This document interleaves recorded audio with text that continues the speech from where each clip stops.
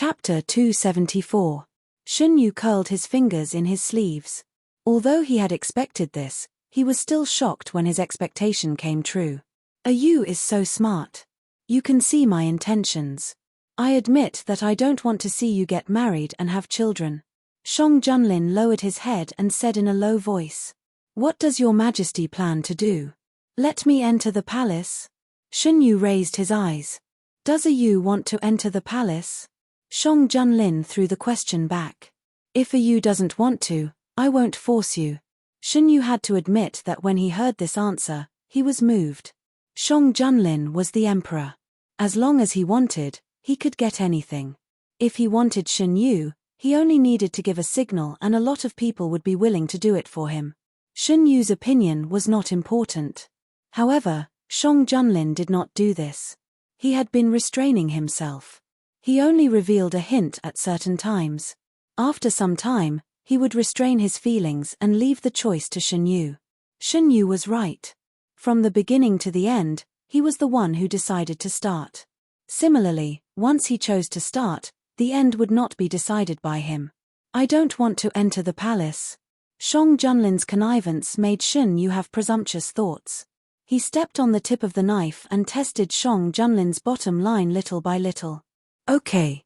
Shang Junlin agreed without any reluctance. He was not surprised by this result. Other than entering the palace, I can consider other things. Xunyu was satisfied with Shang Junlin's attitude and continued. What? Before he finished speaking, the young man had already raised his head and covered his lips. A light kiss caused his chest to vibrate violently. Xunyu bit his lower lip. He did not dislike this feeling. For a long time, Xunyu did not feel the man's movements. He looked up and saw the man staring at him. The man's dark eyes showed a rare blank expression. It seemed that he still hadn't realized what had just happened. Xunyu pushed the man's shoulder and said, I'm done talking. Your Majesty, can you let me go now? The man was pushed away a little. Suddenly, he pulled Xunyu into his arms. His strong arms firmly shackled the young man in his arms. Shang Junlin buried his head in the young man's neck. His voice was filled with joy that could not be ignored. Is you the same as Jun? The man was too strong, and Xunyu was a little hurt. He struggled, but couldn't break free, so he didn't care. You've already kissed me. What do you think, Your Majesty? Shang Junlin was overjoyed. He wanted to run a few laps with the young man in his arms. However, he did not do so in consideration of the people around them. Instead, he slowly let go of the young man and lowered his head to kiss him. It was no longer just a touch. This kiss was wrapped in a man's strong feelings, attacking Xunyu like a storm. Her lips and teeth were pried open, and another person's breath invaded. Everywhere it passed, it was carefully occupied. Xunyu closed his eyes and immersed himself in the kiss. Under the shade of a tree, the tall man hugged the young man in his arms tightly, as if he was hugging his only treasure. He would never let go. After a long time, Xunyu was released. He leaned on Shang Junlin's shoulder and slowly calmed down. How does you want to deal with the Count of Zhenbei's mansion? Shang Junlin's expression was full of satisfaction after getting what he wanted. At this moment, Shang Junlin was like a fatuous emperor who wanted to win the beauty's smile. It seemed that as long as Xunyu asked, no matter what request he had, he would satisfy it. I want to leave the Count of Zhenbei's mansion first. Count of Zhenbei should be responsible for raising a child like Shen Qingran. Mentioning the Count of Zhenbei's mansion, Xunyu's eyes were cold. Shang Junlin knew what kind of life Xunyu had lived in the Count of Zhenbei's mansion since he was a child. He caressed the young man's cheek lovingly and said, You can do whatever he wants. Don't worry about anything else. After speaking, Xunyu and Shang Junlin got along with each other. Shang Junlin didn't want to be separated from Xunyu for too long. He ordered Xunyu to accompany him, saying that he wanted to discuss the details of the Prince of Yu's case. He also ordered people to move Xunyu's luggage over. The people traveling with them were well aware of the truth, but they couldn't change the behavior of the emperor, Shang Junlin. They could only let him do as he pleased. A few days later, they arrived at the capital. The officials of the imperial court who had already received the news came to welcome them with great momentum. Shun Yu stood beside Shang Junlin and looked at the officials who were saluting. He slowly raised the corner of his mouth. On the day he was forced to leave the capital in a defeated state, he never thought that he would return with such a scene. The Prince of Yu and the others had already been sent to prison. With irrefutable evidence, there was no possibility of a comeback. What happened this time could be said to be shocking. Shang Junlin changed his previous style and ordered people to spread the news of the crimes committed by the Prince of Yu and the Prince of An. Everyone in Daehuan knew that the Prince of Yu and the Prince of An had attempted to rebel, as well as various other crimes. For a time, the condemnation of the two was rampant. Compared to this big event, the news of Shun Yu leaving the Count of Zhenbei's residence was not as eye-catching. It wasn't until Shen Qingran's crimes were announced and the Count of Zhenbei's residence was convicted that everyone realized that Shen Yu and the Count of Zhenbei had already reached the point where they couldn't tolerate each other. At this time, Shen Yu had already gained a firm foothold in the imperial court. Moreover, he had made a great contribution in the Prince of Yu's case. The emperor expressed that he wouldn't pursue the matter, so no one dared to use the Count of Zhenbei's residence to attack him. Rebellion was a serious crime that could lead to the execution of 9 generations of the family. What's more, Shen Qingran had committed more than one crime. The Count of Zhenbei had been an official for so many years, and he wasn't innocent. When he was convicted, no one in his family was left behind. After Shen Yu returned to the capital, this was the first time he went to see the Count of Zhenbei, and it would also be the last time he saw this person. The Count of Zhenbei was wearing a prison uniform, and his hair was messy. He was no longer the person Shen Yu remembered. "Do you really hate me that much?" the Count of Zhenbei asked in a hoarse voice. He raised his head and looked at his son, who was respectfully brought in by the jailer. At this moment, he had a feeling that he had never understood this child. "There's nothing to hate.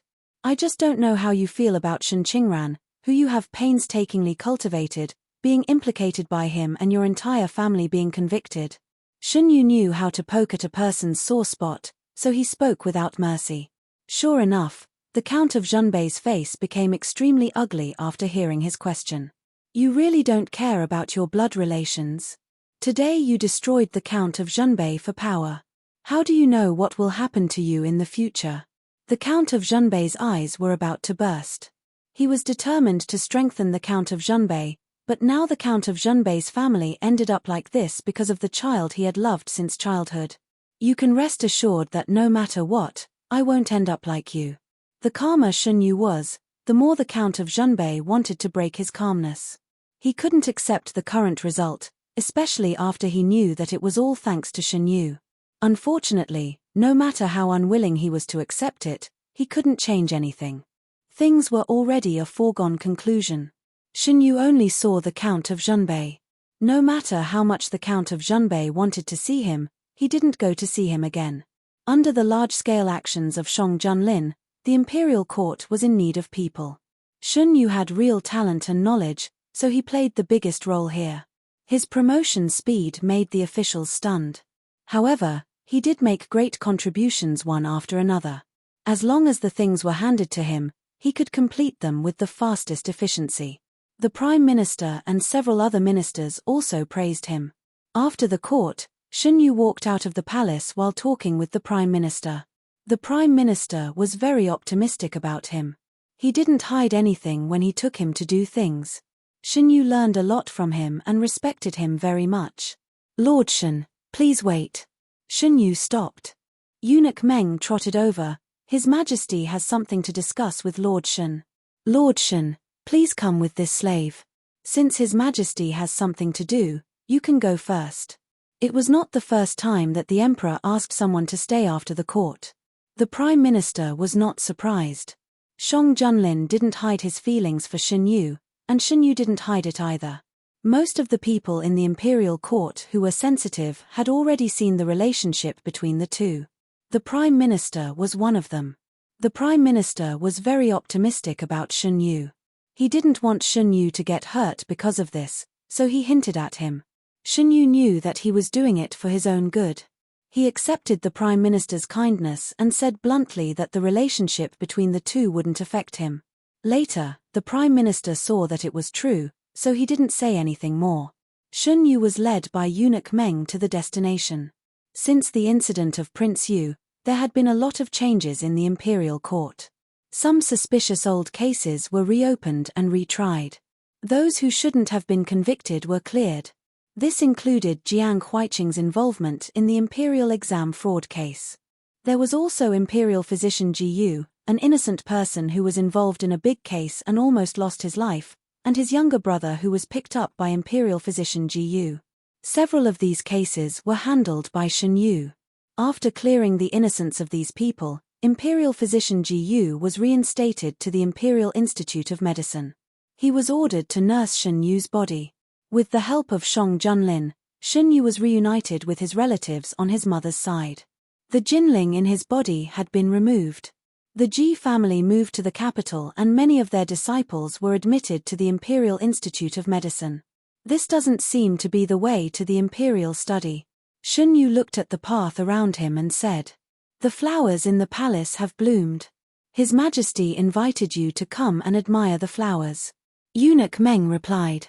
Although Shun Yu didn't enter the palace, the servants in the palace all knew that he had an extraordinary relationship with Shang Junlin. They had to treat him as another master. It was spring, the season when flowers bloomed. Shun Yu followed eunuch Meng around a few corners and saw a man wearing an emperor's robe standing under a flower tree. Eunuch Meng quietly retreated. Shun Yu stood in the same place and didn't move. A gentle breeze blew and the petals fell. Under the flowers, the young and handsome emperor walked towards him step by step. "His Majesty, why did you invite me to admire the flowers today?" Shun Yu put his hand on Shang Junlin's outstretched hand. Shang Junlin held his hand and walked inside. "Didn't you say that he wanted to paint a spring scene? The scenery here is good. You can paint it." Shun Yu remembered that he had said this to someone before.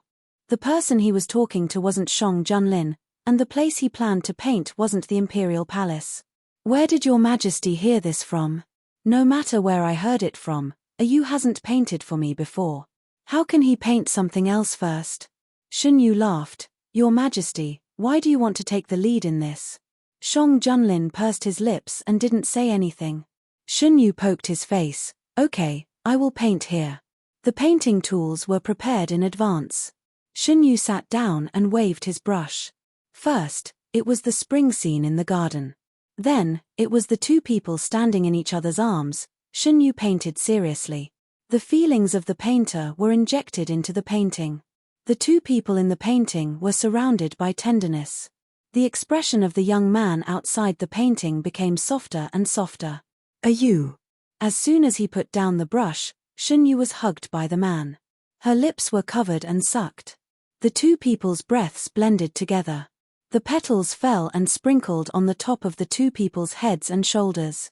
It was a spring scene inside and outside the painting. Shun Yu woke up from her dream and felt the warmth of the man hugging her. The smile in her eyes didn't fade away before it gathered again. The sky was not bright yet. Shun Yu didn't intend to get up. She moved her body and found a comfortable position in the man's arms. She planned to sleep for a while. Her movements woke Shang Junlin up. Feeling the familiar warmth in his arms, the man opened his eyes. The layout of the bedroom was very familiar to him. Looking down, Shang Junlin saw the smile on the young man's face. He got up. "You, what are you smiling about?" "I had a very good dream." Shun Yu hugged the man's waist and rubbed against him. What kind of good dream made Yu smile when she woke up? This dream was indeed very good. It was so good that Shun Yu remembered her previous life. It was no longer a gloomy dream. Shun Yu couldn't help but think, if the Shun Yu in the other world met Shang Junlin at a different time, would it develop into a good ending? "Your Majesty, if I didn't enter the palace that year, would we still be together?" "Of course. As long as it's you, I will be attracted." Shang Junlin thought of his dream and said firmly, "No matter where you is, I will find you. And then, I will fall in love with you."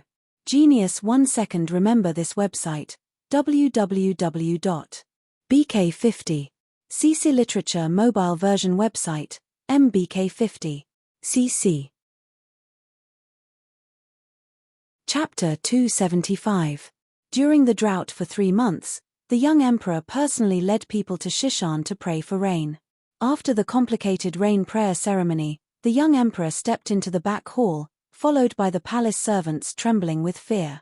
The young emperor had fought his way out of the battlefield. He was ruthless and stood by his words. No one dared to offend him easily. "You want me to come in person? I'm here. When will it rain?" Shang Junlin frowned unhappily. "Your Majesty, the ceremony is over. You just need to wait."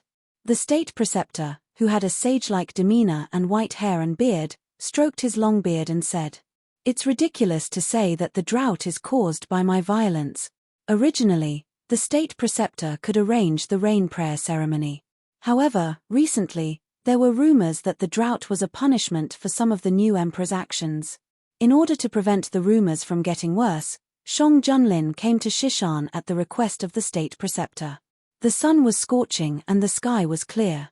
Even if the rain prayer ceremony ended smoothly, there was no sign of rain.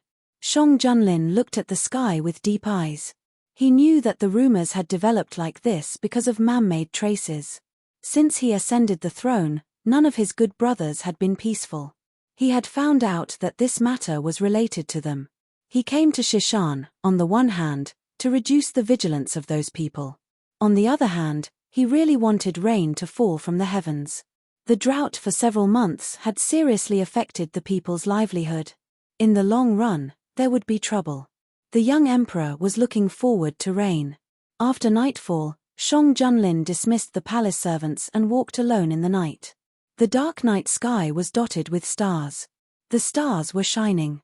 It was a beautiful picture, but for people who wanted rain, they only felt disappointed. There was no wind, no clouds, and no rain. Shang Junlin looked back with slight disappointment. It seemed that it would not rain tonight.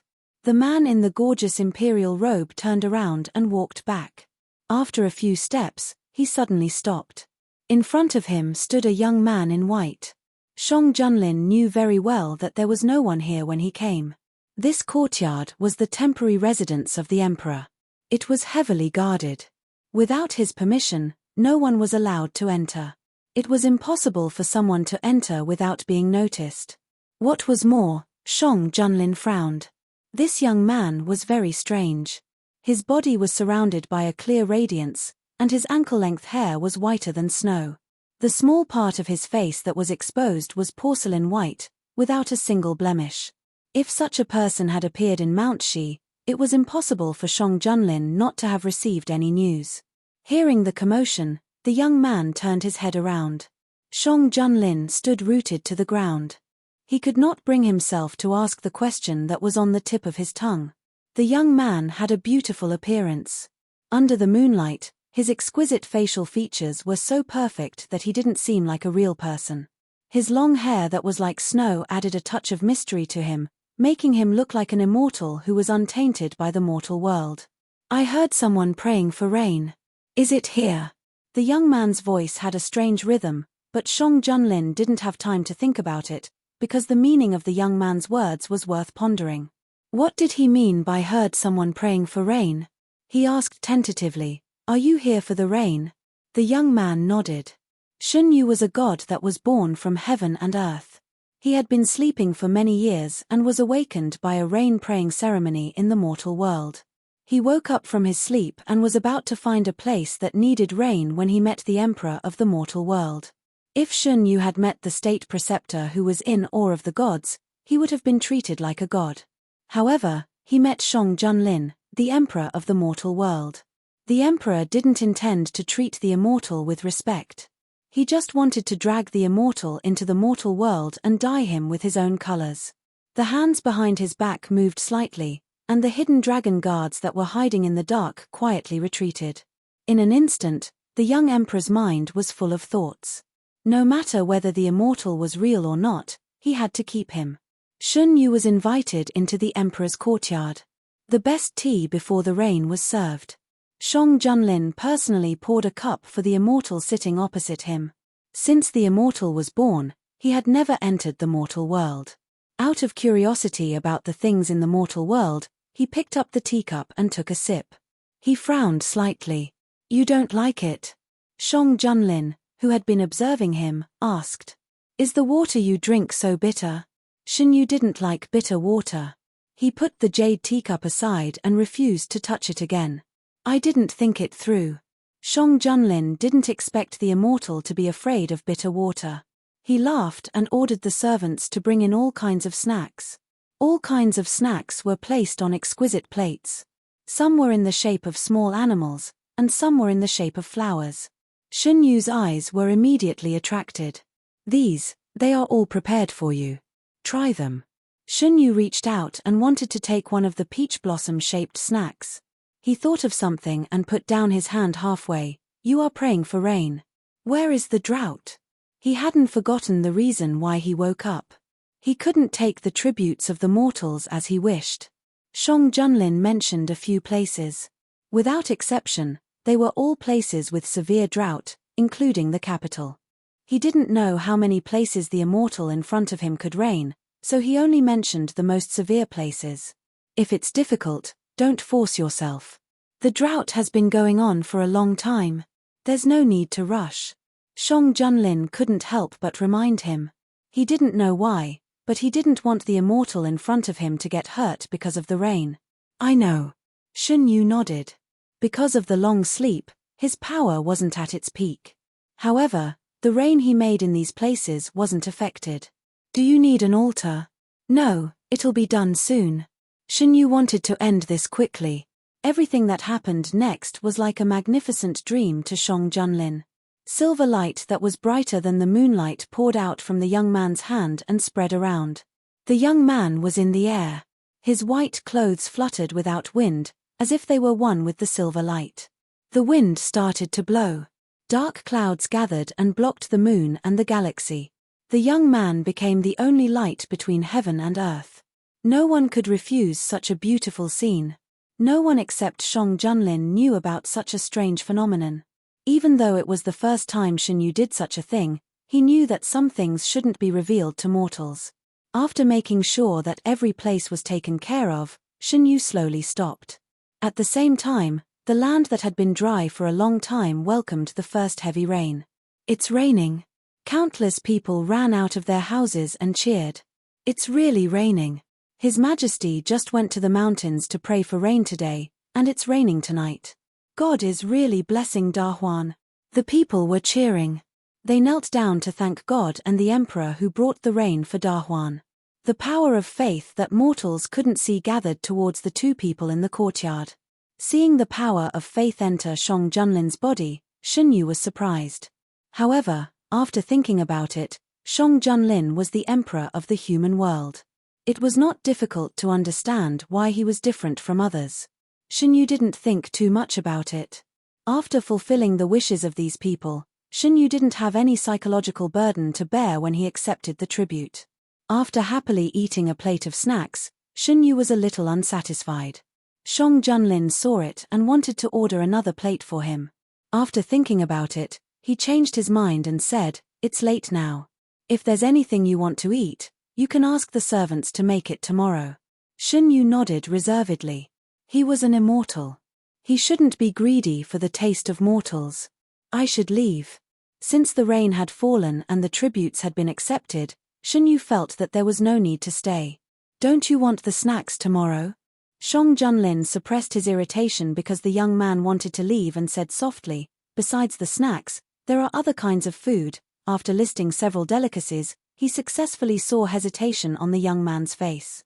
Shang Junlin continued, "In fact, the drought in Daheng is not limited to the previous ones. There are other places that need your help." Shen Yu decided to help him to the end. Shang Junlin lived in this courtyard alone. There were no other bedrooms. Shang Junlin arranged for the young man to stay in his room and stayed in the study for the night. After settling the young man, Shang Junlin called for the servants and asked them if they had seen anything unusual just now. The servants didn't know what was going on, but they still answered Shang Junlin's question honestly. After asking several people, Shang Junlin confirmed that he was the only one who saw the scene just now.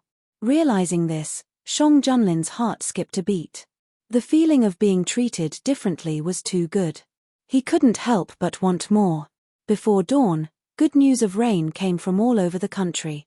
Shang Junlin stood in the study and listened to the reports from his subordinates. The places where the rain fell were mentioned by him to the white-haired young man. Your Majesty, the state preceptor asks for an audience. Shang Junlin was about to see Shen Yu. He ordered people to guard around the bedroom. Without his permission, no one was allowed to go in and disturb the people inside. If the people inside came out, they must report to him immediately. Come in. Not long after, the state preceptor came in with excitement. Your Majesty, great news. I divined yesterday that Daheng will survive this disaster safely. I know. Shang Junlin thought of the immortal who was placed in his room, and there was a faint smile in his eyes. There has been heavy rain in the places where the drought is the most serious. After this, the rumors among the people will be dispelled. The state preceptor talked a lot. He was too excited. After praying for rain yesterday, he was worried and divined, but the divination was not good. After nightfall, he was worried and divined again. The divination changed from the past to great luck. The state preceptor came to discuss with Shang Junlin the follow-up matters of praying for rain. At the beginning, they made two plans. Whether the praying for rain was successful or not, there would be corresponding countermeasures. The rain prayer ceremony is over. Your Majesty can go back to the palace first. I am here. No, Shang Junlin refused without thinking. There are so many places in Daheng that are affected by the disaster. Now only some places have been alleviated. How can we give up halfway? Your Majesty, what do you mean? The rain prayer ceremony will continue. You go to check the ancient books and do everything according to the highest specifications. Your Majesty. The state preceptor did not understand why His Majesty, who had always been dismissive of the gods, suddenly cared about this matter. However, since His Majesty was willing to pray for rain sincerely, he was naturally happy to see it happen. Does the state preceptor think that there are really immortals in this world? According to the records, there should be, but immortals do not easily enter the world. It is difficult to see them under normal circumstances. The two talked for a long time. Because Shang Junlin suddenly became interested in the gods, the state preceptor talked for a long time. It was not until there was movement outside that he stopped. What's the matter? Eunuch Meng went out and came back with a young man behind him. White clothes, white hair, and an extraordinary temperament. Just by standing there, he could attract everyone's attention. The state preceptor stood up abruptly and looked at the young man in white in disbelief. Genius 1 second. Remember this site address, www.bk50. CC Literature Mobile Version Reading URL, mbk50. cc. Chapter 276. Your Majesty, this. The state preceptor was trembling and felt that he could not stand properly. This was a real immortal, not recorded in the ancient books, but standing in front of him. The state preceptor had been intelligent since he was young. He was able to take over the position of state preceptor from the previous state preceptor, which showed his ability. Therefore, he clearly realized that the white-haired young man who followed Eunuch Meng was the immortal recorded in the ancient books. State preceptor, you should leave. The state preceptor did not want to leave at all, but the emperor had spoken and there was no room for negotiation. He could only suppress the excitement in his heart and leave.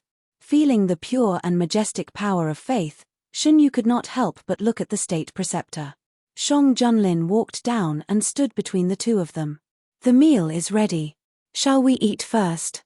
Shen Yu was here for this, so he gently nodded. Eunuch Meng immediately went down to serve the meal. He did not know the origin of the white-haired young man, but from the emperor's attitude towards him, he concluded that he must serve him well. This place is a little small. Come with me. Shang Junlin naturally held the young man's wrist and led him out. The feeling of being in contact with someone for the first time was very strange. Shen Yu tilted his head and looked at the man. What's wrong? Shang Junlin did not seem to feel the problem, and his expression did not change. He did not know that it took all the self-control of the emperor to maintain such an expression.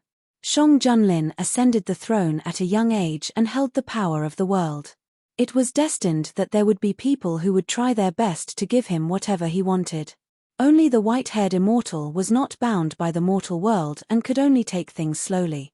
The man's expression was so calm that Xunyu felt that he was making a fuss over nothing. He looked at the hand that was holding his wrist and slowly withdrew his gaze. Shang Junlin felt relieved when he saw that the emperor did not intend to blame him for his bold behavior and did not dislike it. Are you mortals always so close to each other? Shun Yu's fingers, which were hidden in his wide sleeves, curled up unconsciously as he felt a steady stream of heat passing through his clothes and into his skin. Only people who are close to me are like this. While they were talking, Shang Junlin had already led them to the dining hall. Everything used by the emperor was of the highest standard. Under Shang Junlin's instructions, the emperor was given the highest quality equipment. The immortal who had been sleeping for many years had never seen such a scene. Looking at the table full of dishes, he couldn't take his eyes off it. After dismissing the servants, Shang Junlin personally explained to the immortal, for this dish, use the freshest part of the belly of the fish, as well as the dishes were introduced one by one, Xunyu tasted them one by one. Since Shang Junlin was not clear about the young man's preferences, he ordered his men to make a variety of flavors. When he introduced them to the young man, he took note of the young man's preferences. In contrast to Shi Shan's relaxed mood, the atmosphere in the Prince Li's mansion was gloomy and gloomy. Why is it really raining after this prince's good brother went to Mount Shi? Prince Li, who was sitting on the main seat, had a malicious look on his face. Could it be that even the heavens are helping him? Your Highness, please calm down, said a middle-aged man in a Taoist robe. How can this prince calm down? It was you who vowed that it would not rain in the near future, so this prince thought of a way to let this prince's good brother go to Mount Shi in person. And the result?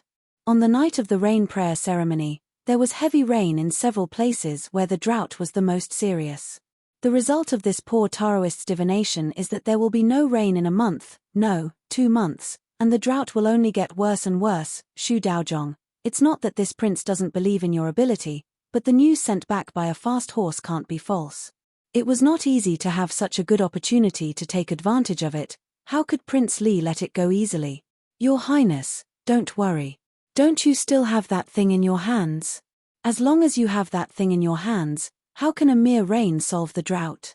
Xu Daozhong said unhurriedly. Daozhong is right. Prince Li suppressed the anger in his heart. I'll have to trouble you for the next matter. Xu Daozhong waved his horsetail whisk. About what this poor Taoist said before, Your Highness, I agree. As long as this plan can be carried out smoothly, you can do whatever you need to do. Shang Junlin heard about the abnormal situation in Prince Li's mansion through the mouth of the hidden dragon guards. Find out the secret they are hiding. I want to see what gives Prince Li confidence. Shang Junlin stood by the window with his hands behind his back, and his tone was indiscernible. Yes. As if they had appeared, the hidden dragon guards quietly retreated. Is it going to rain today? Since that day, Xunyu felt that he had been worshipped by the emperor of the human world, so he should solve the emperor's problems. But before he could do anything, he was stopped by the other party. Therefore, the rain stopped after a day and a night. The next few days were as before, with the sun shining high in the sky. But, at least there was a rain, which meant that they were not rejected by God, and brought infinite hope to the people. No hurry. Seeing Xunyu, the expression on Shang Junlin's face instantly softened. What do you want to eat today? I can't just accept the worship and not do anything. Xunyu thought that he was a very practical god, and was different from the other gods who did not do anything. It's just some food, how can it be considered worship? The real worship is still being prepared. When the time comes, it won't be too late for you to reign. Shang Junlin had already ordered the preparation of the worship.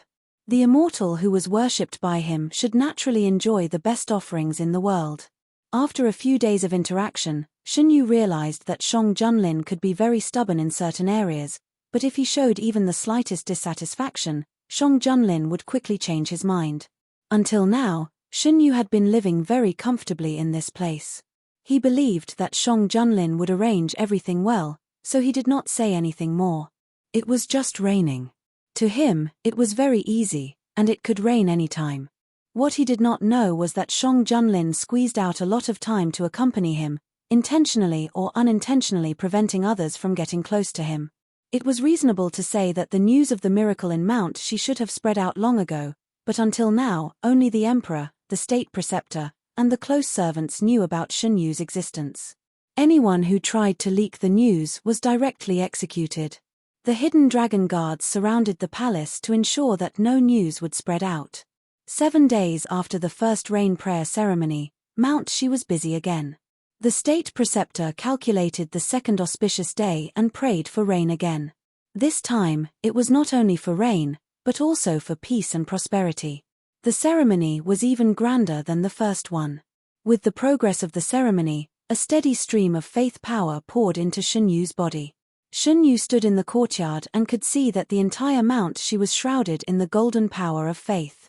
The ancient sacrificial language communicated with the gods, and all living things worshipped devoutly. This was a huge blessing. As a god, Shen Yu naturally knew how to repay this power of faith. The sacrificial process lasted for 4 hours. Except for the beginning, when Shang Junlin was in charge, the state preceptor was in charge of the rest of the process. How do you feel? Shang Junlin walked to the white-haired immortal and asked. Shen Yu turned to look at the man. In order to show his sincerity, Shang Junlin wore the ceremonial robe used for the sacrificial ceremony today. It was red and black, showing the demeanor of an emperor. Do you want a miracle? Shen Yu suddenly asked. After asking, without waiting for Shang Junlin to answer, Shen Yu raised his hand. For a moment, with the altar as the center, the light shone brightly. The soft golden light was not dazzling, and those who were shrouded in it only felt warm all over.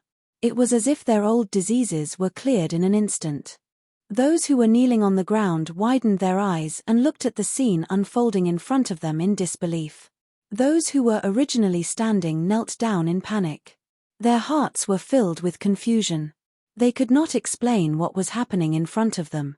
They could only watch in horror and shock. Shang Junlin and Eunuch Meng, who were closest to Shen Yu, felt it more clearly. Others did not know, but Eunuch Meng heard it with his own ears. All this happened after the white-haired immortal spoke. It was self-evident who created the miracle. This is God's will. There was a sudden commotion in the crowd. God bless His Majesty, God bless Dahuan. The golden light spread. Looking from afar, the entire Mount Shi was wrapped in gold. In less than a quarter of an hour, the news of the miracle in Mount Shi spread. The state preceptor, who was standing in the center of the altar, looked down after being shocked. As expected, he saw the white-haired immortal standing beside the emperor. The immortal should have been highly worshipped. The state preceptor began to prepare when he knew the existence of the white-haired young man. Unexpectedly, he was mercilessly refuted after he mentioned it to the emperor. The state preceptor could still remember the expression of the young emperor at that time. His words were full of possessiveness. While he was shocked, it was not that he did not remind him, nor did he not try to change it. In the end, the immortal was protected by the emperor. Even he could not meet him in private. The immortal was willing to send the miracle. It seemed that the emperor did not anger him at present. The state preceptor's heart slowly relaxed a little. From the moment the emperor ordered to change the rain prayer ceremony to a more grand blessing ceremony, the state preceptor knew that the emperor was concerned about the immortal who suddenly appeared in Mount Shi. He did not know whether it was a good thing or a bad thing. The state preceptor sighed heavily in his heart and continued to preside over the ceremony. In any case, this miracle brought them too much benefit.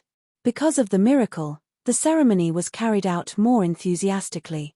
Shen Yu felt the continuous power of faith, and the corners of his mouth raised slightly. You don't like it? Noticing Shang Junlin's complicated eyes on him, Shen Yu whispered. No, I like it very much. Shang Junlin restrained the complicated emotions in his heart and couldn't help but reach out and touch Shen Yu's head. Thank you. The young man may not realize what kind of change his spontaneous behavior would bring. As the beneficiary of this change, Shang Junlin would never forget it. Shen Yu couldn't help but rub the hand on the top of his head. He secretly breathed a sigh of relief. These days, he had been treated well, but he didn't do anything. He felt very apologetic. Now, he finally did something for his mortal friends. After the ceremony, the golden light did not dissipate for a long time. Shun Yu's hand was held again. Will the miracle cause harm to your body? Shang Junlin held the young man's hands and asked him to stop immediately if it would affect him. No. Shun Yu looked at the crowd bathed in the golden light. This light is good for the body. You can shine more on it. The golden light around Shang Junlin was more intense than other places. The preferential treatment of the immortal was visible to the naked eye. Shang Junlin felt it, which made him want more. Genius 1 second remember website, www.bk50. CC Literature mobile version reading URL, mbk50. cc. Chapter 277. Shun Yu didn't think much about being called a Yu. 2 days ago, after Shun Yu and Shang Junlin got closer, the other party asked for his name. Shun Yu told him his name, and Shang Junlin started to call him a Yu. He said it sounded intimate. Shun Yu knew that the other party was the emperor of the mortal world, so he followed the others and called him Your Majesty. You don't belong to the mortal world, so you don't have to follow the rules of the mortal world. You can just call me by my name. Shang Junlin told him his name. I think Your Majesty suits you very well. In Shun Yu's eyes, a man wearing a black emperor's costume was born to be a king. He didn't care too much about how to address him. He just called him whatever he was used to. Shang Junlin couldn't persuade him. Seeing that there was no reluctance in Shun Yu's expression, he let him be. Your Majesty, do you want me to go back to the palace with you? Shun Yu was tempted. These days, he didn't do anything else but accept the feeding of the emperor of the mortal world.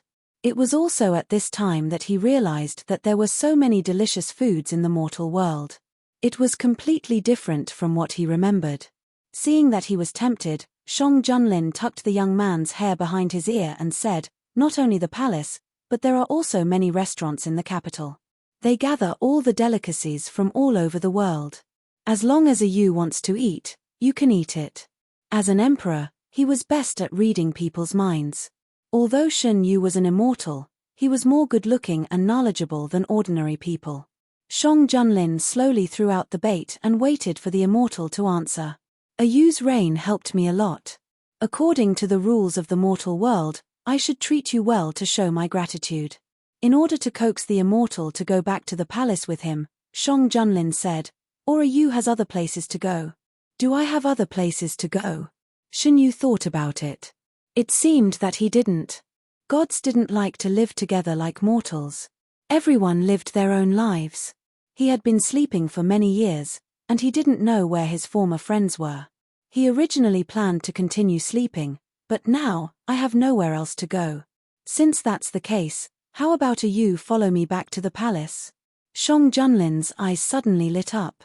Shun Yu didn't want to break the silence, so he replied, sure. Shang Junlin immediately gave the order to prepare to return to the palace. At the same time, he sent the news back to the palace. When he asked Shun Yu, he had already made 2 plans. If Shun Yu was unwilling to go back to the palace with him, he would think of a way to stay in Mount Shi for a while. If Shun Yu agreed, then he wouldn't need to stay any longer. As the head eunuch who served by the emperor's side, Eunuch Meng was the first to receive the news. He was extremely surprised. He naturally knew that the white-haired youth had an extraordinary identity and could also see that the emperor treated him differently.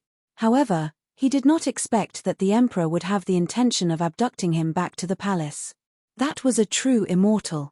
Eunuch Meng, who could vaguely sense His Majesty's thoughts, was horrified. Gongzi, you can take a look. If there's anything else you want, tell me and I'll arrange it. Shang Junlin didn't trust anyone else to handle Shun Yu's matter, so he sent Eunuch Meng to personally arrange it. Eunuch Meng prepared things according to Shun Yu's preferences and came to inquire.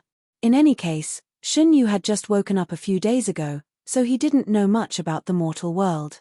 Seeing that Eunuch Meng prepared things that he liked, he said, you can arrange it as you see fit. Eunuch Meng didn't dare to disturb him too much, so he took his people and left. Shun Yu sat by the window and raised his arm. A white bird flew over and landed on his finger. Shun Yu combed its feathers with his fingers. The white bird intimately rubbed against his fingertips. If the state preceptor was here, he would find that the white bird that landed on Shun Yu's finger was a very intelligent bird. It wouldn't easily get close to anyone. The bird chirped a few times, and Shun Yu took the dessert crumbs from the plate and fed it. When Shang Junlin came in, he saw this scene. As he came closer, the bird flapped its wings and reluctantly flew to the side.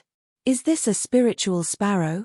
Shang Junlin had heard of this kind of bird from the state preceptor. The spiritual sparrow was snow white, only its beak was red. This kind of bird symbolized auspiciousness. It carried spiritual energy and could ward off evil spirits. Of course, when Shang Junlin heard about it before, he didn't take it seriously. After all, at that time, he didn't believe that there were gods in the world. Now, the gods themselves had descended in front of him. The emperor, who used to be dismissive of gods and ghosts, had changed his mind. Shun Yu opened his hand and released the spiritual sparrow. The white bird hovered by the window for a while and then flew up into the sky. Your Majesty, you like it? Shun Yu turned to look at Shang Junlin. It's the state preceptor. He always said that he wanted to raise one. Shang Junlin walked to the other side and sat down. Shun Yu knew that the state preceptor was the one who presided over the sacrifice. The power of faith from him was different from others. Shun Yu had a good impression of him and silently remembered this. Let's not talk about this. Meng Chang said that he asked you. You don't want anything in particular. When you arrive at the palace, if you want anything, just tell me or ask him. Okay. Shun Yu agreed. However, he didn't think that he wanted anything. Shang Junlin had already arranged everything very well. 2 days passed in a flash. Early in the morning of the day of departure, Mount Shi was busy. The arrival and departure of the emperor were big events, not to mention that there was another person with a special identity. Shang Junlin held Shun Yu's hand and boarded the emperor's carriage. One morning, Shang Junlin woke up to the sound of birds chirping. Following the sound, he found a young man in white standing by the stream in the woods. Several familiar white birds were flying around him. Why are they following us? Shang Junlin often saw white birds flying around the young man since he saw the spiritual sparrows around Shun Yu on the first day. Didn't His Majesty say that the state preceptor wanted to raise one? I asked them. These two are willing to be raised. Shang Junlin found that there were 2 white birds in the young man's hand. The 2 spiritual sparrows were round like 2 white glutinous rice balls. Their feathers were fluffy and round. They fell on the young man's palm and enjoyed the young man's behavior of combing their feathers. Are they for the state preceptor? Shang Junlin felt a little uncomfortable. He hadn't received anything from the young man. They are willing. Shun Yu corrected him. Okay, they are willing to be driven by the state preceptor. Although the spiritual sparrows were small, they were very beneficial to practitioners. The state preceptor woke up from his sleep and saw Eunuch Meng beside the emperor. State preceptor, hurry up.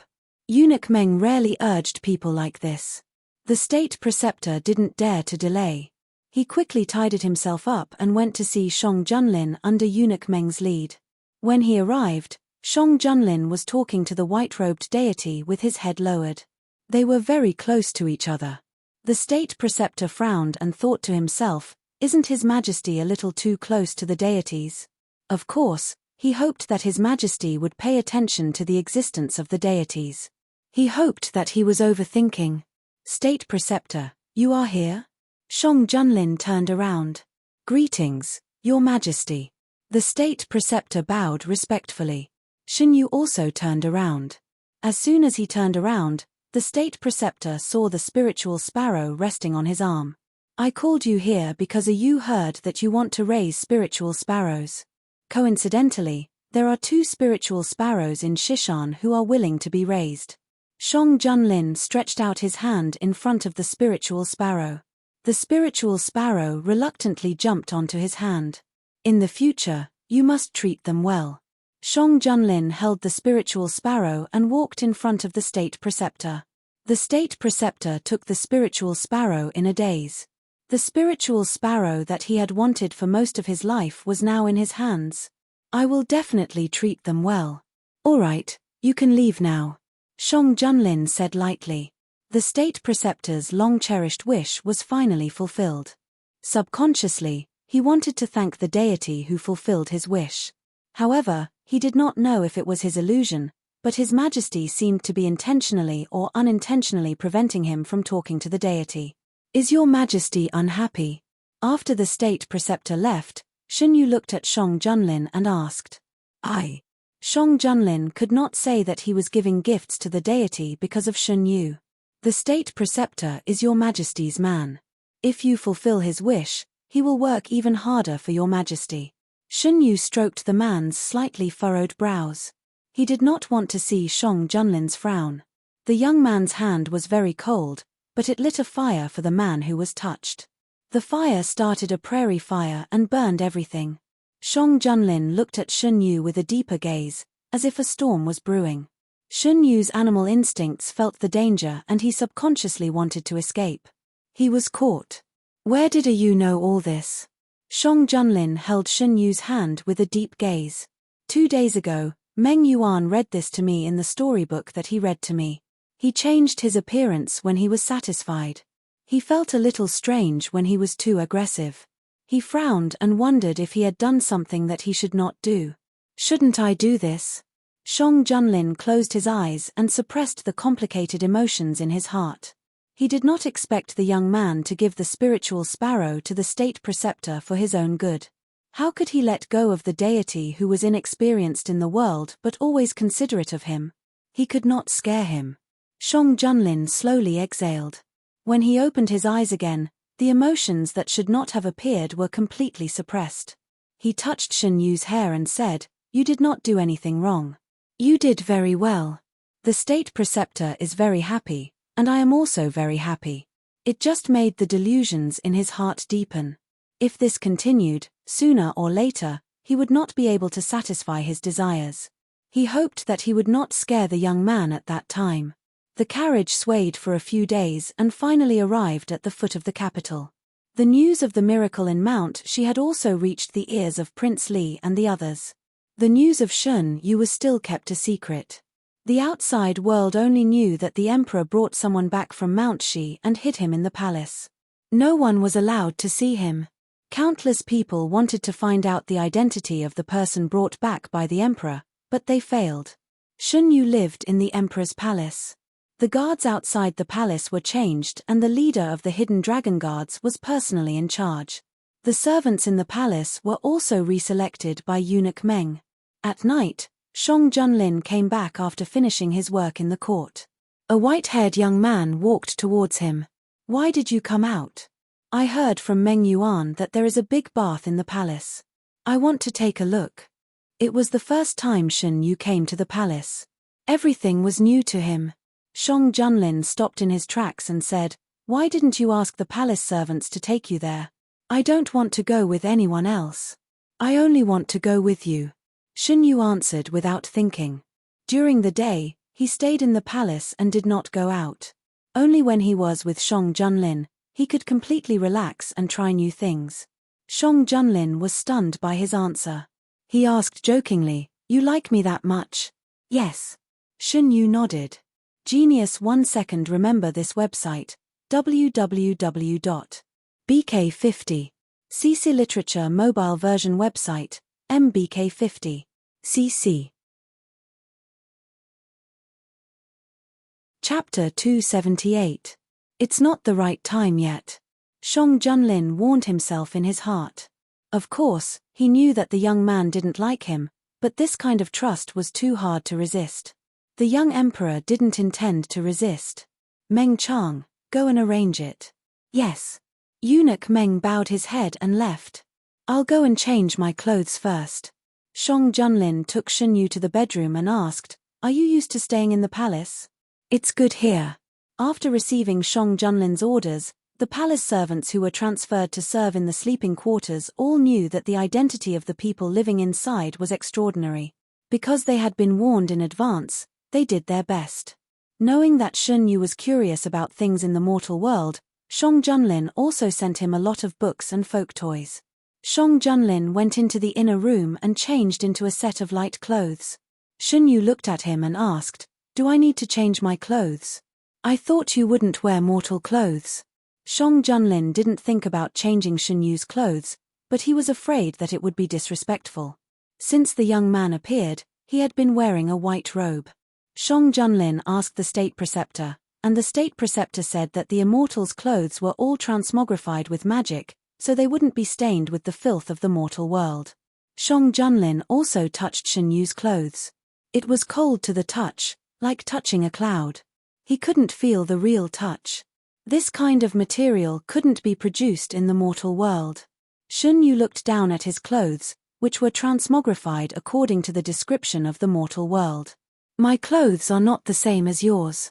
Shang Junlin saw that Shen Yu didn't feel offended, so he found a set of clothes that he hadn't worn before and handed it to him. "I haven't worn these clothes yet. If you like them, I'll ask the Imperial Household Department to make a few new sets for you tomorrow." Shen Yu took it over. Shang Junlin's clothes were mostly black, and the one in Shen Yu's hands was also black. She curiously turned it over a few times, and a soft white light flashed. When the white light was extinguished, Shen Yu had already put on the clothes. Shang Junlin wanted to ask, "Do you need my help?" but he could only swallow his words. Shang Junlin was a little taller than Shen Yu, so the fitting clothes were a little too big for Shen Yu. Shang Junlin walked closer and lifted the hem of the clothes for him. Jiaohua Palace. The huge bathtub was located in the center of Jiaohua Palace. Steam was rising from the bathtub. Eunuch Meng led a few palace servants to sprinkle flower petals into the bathtub. After everything was ready, Eunuch Meng asked the others to leave and waited alone for the arrival of Shen Yu and Shang Junlin. When they came closer, Eunuch Meng couldn't help but open his eyes wide, because he saw the clothes of the young man walking beside the emperor. As the emperor, even if he was wearing casual clothes, Shang Junlin's clothes were embroidered with dragon patterns that symbolized his status. And the young man's clothes were embroidered with dark dragon patterns. It was obvious that the young man's clothes belonged to Shang Junlin. His Majesty actually let the immortal wear his clothes. After a moment of surprise, Eunuch Meng quickly adjusted his emotions. No matter how many waves were in his heart, he didn't show it on his face. "You can leave first." Walking into the main hall, the hot air hit their faces. The bathtub was in the center of the main hall, and it occupied a large area. The bathtub was filled with flower petals, and the bottom couldn't be seen. Seeing the bathtub full of flower petals, Shang Junlin sighed in relief. At the same time, a faint sense of loss emerged in his heart. Shaking off this feeling that shouldn't have appeared, Shang Junlin said, "Take off your outerwear before you go in." Hearing this, Shen Yu, who was squatting by the bathtub, stood up. "You don't have to wear everything." "No." In order to prevent him from saying something more damaging, Shang Junlin hurriedly pulled him up and took off his outerwear, shoes, and socks. "Okay, just go down like this." Barefoot, Shen Yu stepped on the jade steps and walked step by step into the bathtub. The temperature of the bathtub was just right. His body submerged in the water, and his soaked black robe stuck to his shoulders. The water droplets slid down and meandered down, and below his shoulders were covered by the red flower petals. "It's so comfortable." Shen Yu found a place near the edge and squinted comfortably. "Is His Majesty not coming down?" Shang Junlin took off his outerwear and went into the water. He chose a place not far from Shen Yu and waited. After soaking for a while, Shang Junlin felt movement beside him. When he opened his eyes, he saw the young man swimming to his side, bringing with him a burst of hot air. Shen Yu felt that Shang Junlin was too far away from him. Seeing that the man was resting with his eyes closed, he swam over and used the man's shoulder as a support point to lean on. Soft hair rubbed against the side of his face. Shang Junlin tilted his head, picked up a strand of silver hair floating on the water, and twirled it around his fingertips. "A Yu's hair is so long. Are all immortals like this?" This was the first time Shang Junlin had asked him about immortals. Shen Yu lifted a strand of his hair and replied, "The length of hair can be changed for us. In fact, my real hair is a little longer than it is now, but it's inconvenient if it's too long. A Yu's hair has already reached his ankles. If it's longer, won't it reach the ground?" Shang Junlin remembered the stories about immortals that he had heard from the state preceptor. He asked curiously, "There's a saying in the world that the length of an immortal's hair represents the immortal's power. A Yu has such long hair, can summon the wind and rain, and solve many droughts. It's obvious that he's a very powerful immortal." It was unknown whether it was because of the hot air or because of Shang Junlin's praise, but the young man's skin was dyed red. His originally white skin looked even fairer under the black robe, like the first snow falling on the branches. Shang Junlin watched the young man's snow-white skin slowly being dyed red, and his throat moved. This was the torture of happiness. However, the young man was unaware of the changes on Shang Junlin's body. He still rubbed against his shoulder and shook his head slightly. "He's not that powerful." Shang Junlin couldn't help but rub the young man's head. "A Yu will always be the most powerful in my eyes."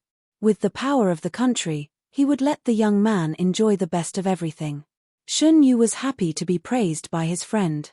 He raised his head, and his eyes sparkled. "Your Majesty, do you want to see how I look with my long hair? A Yu is willing to show it to me." Shang Junlin's eyes gradually darkened. After having the idea of making an immortal stay, Shang Junlin, who didn't care much about ghosts and immortals, spent a lot of effort to understand these things. It was rumored that immortals wouldn't easily reveal their real names, nor would they reveal their true identities in front of the world. However, Shin Yu didn't hide these 2 points from him. He could feel Shin Yu's trust and dependence on him from their interactions. Although it was strange for an immortal to rely on a mortal, even if the mortal was the son of heaven, Shang Junlin clearly felt it. He didn't think it was his illusion. Some of Shin Yu's actions clearly showed his trust and dependence on him. Shin Yu didn't intend to hide it at all, such as now. "I'll show it to your Majesty after the bath." Shin Yu didn't think there was anything wrong with showing it to others. However, why did Shang Junlin's emotions fluctuate so much after hearing his answer? In addition to being happy, there seemed to be many other emotions that he couldn't understand. Mortals' thoughts were so complicated and hard to understand. After soaking for a while, Shang Junlin got out of the bath first. On one hand, it was bad for the body to soak for too long. On the other hand, he was worried that he would make a fool of himself if he continued to soak. After Shun Yu swam to his side, he didn't intend to leave. His breath lingered around him. The person who made him feel tempted was still wearing his underwear and didn't guard against him at all. Shang Junlin walked behind the screen to change his clothes. He felt that he had used up all his patience at this moment.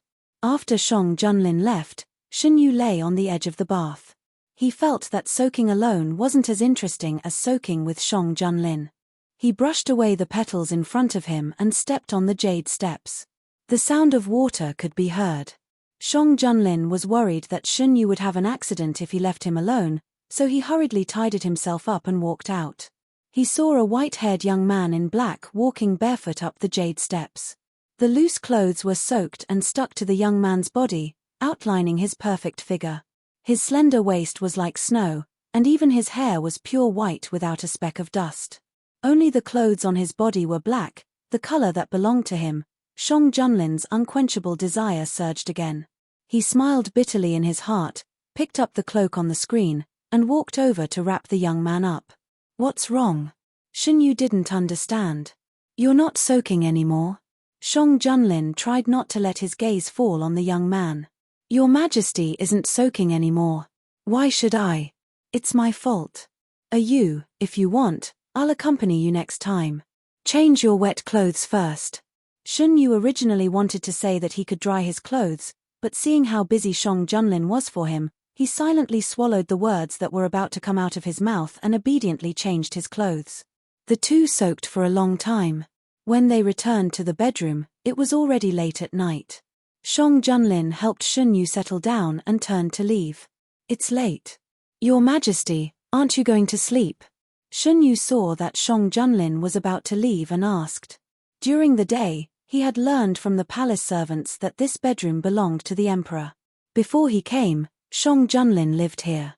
He wasn't an ordinary person and didn't need to sleep every day. If Shang Junlin gave him the bedroom and caused him to have no place to sleep, he wouldn't be happy. "This is your bedroom. If you don't have a place to sleep because of my arrival, I'd better leave. I'm going out for a while. Shang Junlin hurriedly interrupted him when he heard that he was about to leave. How can I not have a place to sleep? I'm just busy with something. I'll be back soon, okay? Shun Yu stared at the man, as if he was judging whether his words were true or not. It's true. You can wait for me for a while. If I don't come back, you can go find me. A Yu is an immortal. It won't be too difficult for him to find me. Shun Yu nodded hesitantly. He knew that to be a good emperor in the human world, he would be very busy. After Shang Junlin returned to the palace from Mount Shi, he had been busy with government affairs. After comforting Shun Yu, Shang Junlin walked out of the bedroom and sighed. He didn't lie to Shun Yu. Just now, the state preceptor came to the palace and asked to see him. He said that Prince Li had made a new discovery. Of course, he urgently needed to find something to divert his attention. Otherwise, he really couldn't guarantee that he wouldn't do something when he was in the same room with Shun Yu in this situation. Your Majesty. Finally, the emperor came. The state preceptor was about to speak when he was interrupted. State preceptor, I want to ask you. If I want to keep an immortal for a long time, what should I do? Your Majesty, you can't. When His Majesty said that he wanted to bring an immortal back to the palace, he faintly guessed that it was true. The state preceptor was so shocked that he even forgot the purpose of his visit. Blasphemy is a serious crime. Your Majesty, please think twice. I don't want to hear this. I just want to know how to keep an immortal. Genius 1 second remember website, www.bk50. CC Literature Mobile Version Reading URL, mbk50. cc. Chapter 279. This. The state preceptor looked troubled. He had been in this position since before His Majesty ascended to the throne. Of course, he knew that His Majesty was a man of his word. It wasn't that he didn't want to say it, but that he really didn't know. He was devoted to Tao, so why would he think about how to force an immortal to stay in the mortal world? In his heart, it was already a great blessing to see an immortal in his lifetime. How could he have such a rebellious idea? What? Seeing that the state preceptor refused to say, Shang Junlin lost his patience. There are so many capable people in the world. Even if the state preceptor doesn't want to say it, I believe there will be someone who can tell me. Your Majesty, please calm down. Feeling Shang Junlin's anger, the state preceptor knelt down. It's not that I don't want to say it, but I'm not sure if there's a way. I'll go back and read the ancient books. Whether I succeed or not, I'll give Your Majesty an answer. I'll give you 7 days. It's best if you can give me a satisfactory answer. Shang Junlin's index finger tapped on the armrest of the chair. The heavy pressure disappeared, and the state preceptor breathed a sigh of relief. Yes, Your Majesty. Get up. Tell me about Prince Li. Shang Junlin didn't forget the reason why the state preceptor came to the palace. The state preceptor stood up and said, in the past few days, I've found the evil figure who caused a disaster 10 years ago around Prince Li combined with the disappearance of young girls in and around the capital. It's very likely that this evil figure is behind it, including this large-scale drought. State preceptor, are you saying that this drought is man-made? Shang Junlin sat up straight and narrowed his eyes dangerously. But didn't the state preceptor say that this is a tribulation that should happen to Da Huan? Previously, because it involved the fate of the country, the mysteries of heaven couldn't be easily seen. The result of my divination was correct, but some details were blurred. This time, after returning from Mount Shi, I did another divination. The divination showed that someone wanted to take advantage of the natural disaster to harm Da Huan and Your Majesty. Due to the blessing of the gods, the imperial preceptor's cultivation had improved a lot after the trip to Mount Paz. Otherwise, he wouldn't have been able to discover the hidden danger. That evil cultivator is unscrupulous in order to achieve his goal. He should have been killed 10 years ago, but I don't know why he escaped. This time he came back and stood on the side of Prince Li. Your Majesty must be careful. We will pay attention. After witnessing the existence of immortals with his own eyes, Shang Junlin would no longer be as dismissive as before. The state preceptor reminded him of some precautions and left with a worried look. To Da Huan, Being able to obtain the help of an immortal was the most fortunate thing. Throughout history, which dynasty had encountered such a thing? Unfortunately, the current emperor had designs on immortals that he shouldn't have. No one knew whether this matter would lead to a happy ending or become an even greater disaster in the end. If an immortal was angered, how could a mortal bear the wrath of an immortal? No one knew about the state preceptor's worries. After sending the state preceptor away, Shang Junlin returned to his bedroom. Shun Yu hadn't fallen asleep yet when he heard the approaching footsteps. He opened the curtain and asked, "Your Majesty, why have you been gone for so long?" There was an imperceptible anger in his tone. Shang Junlin's footsteps paused. The young man was wearing his pajamas. The white pajamas were a little too big, revealing his snow-white skin. The young man knelt on the bed. His long white hair hung down, covering the black mattress embroidered with golden dragon patterns. The man's eyes darkened and he sat on the edge of the bed. "We made you wait for a long time." "It's not that long." Shun Yu moved over. "Is it something difficult?" "No, it's not a big deal." Shang Junlin touched the young man's long hair. He didn't want these dirty things to dirty the young man's ears. "It's very late. You should rest first." Note: mortals needed to sleep at night. It was indeed late. Shun Yu nodded and stepped back into the bed. "Your Majesty, come up quickly." The dragon bed for the emperor was very big. It was more than enough for Shun Yu and Shang Junlin. Shang Junlin asked the palace servants to prepare 2 quilts. After covering Shun Yu with one of the quilts, he went to sleep. Shun Yu lay on the bed and felt Shang Junlin's breath come and go. He blinked and looked sideways at the man lying on the other side. When Shun Yu saw Shang Junlin for the first time, he felt that this man's appearance was not worse than any of the gods he had seen. His facial features were sharp, and his eyebrows and eyes were sharp. He was the type of appearance that Shun Yu liked the most. The man closed his eyes. His long eyelashes cast a shadow under his eyes.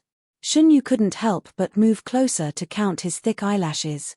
Not long after lying down, Shang Junlin heard a rustling sound. Then, another person's breath came closer.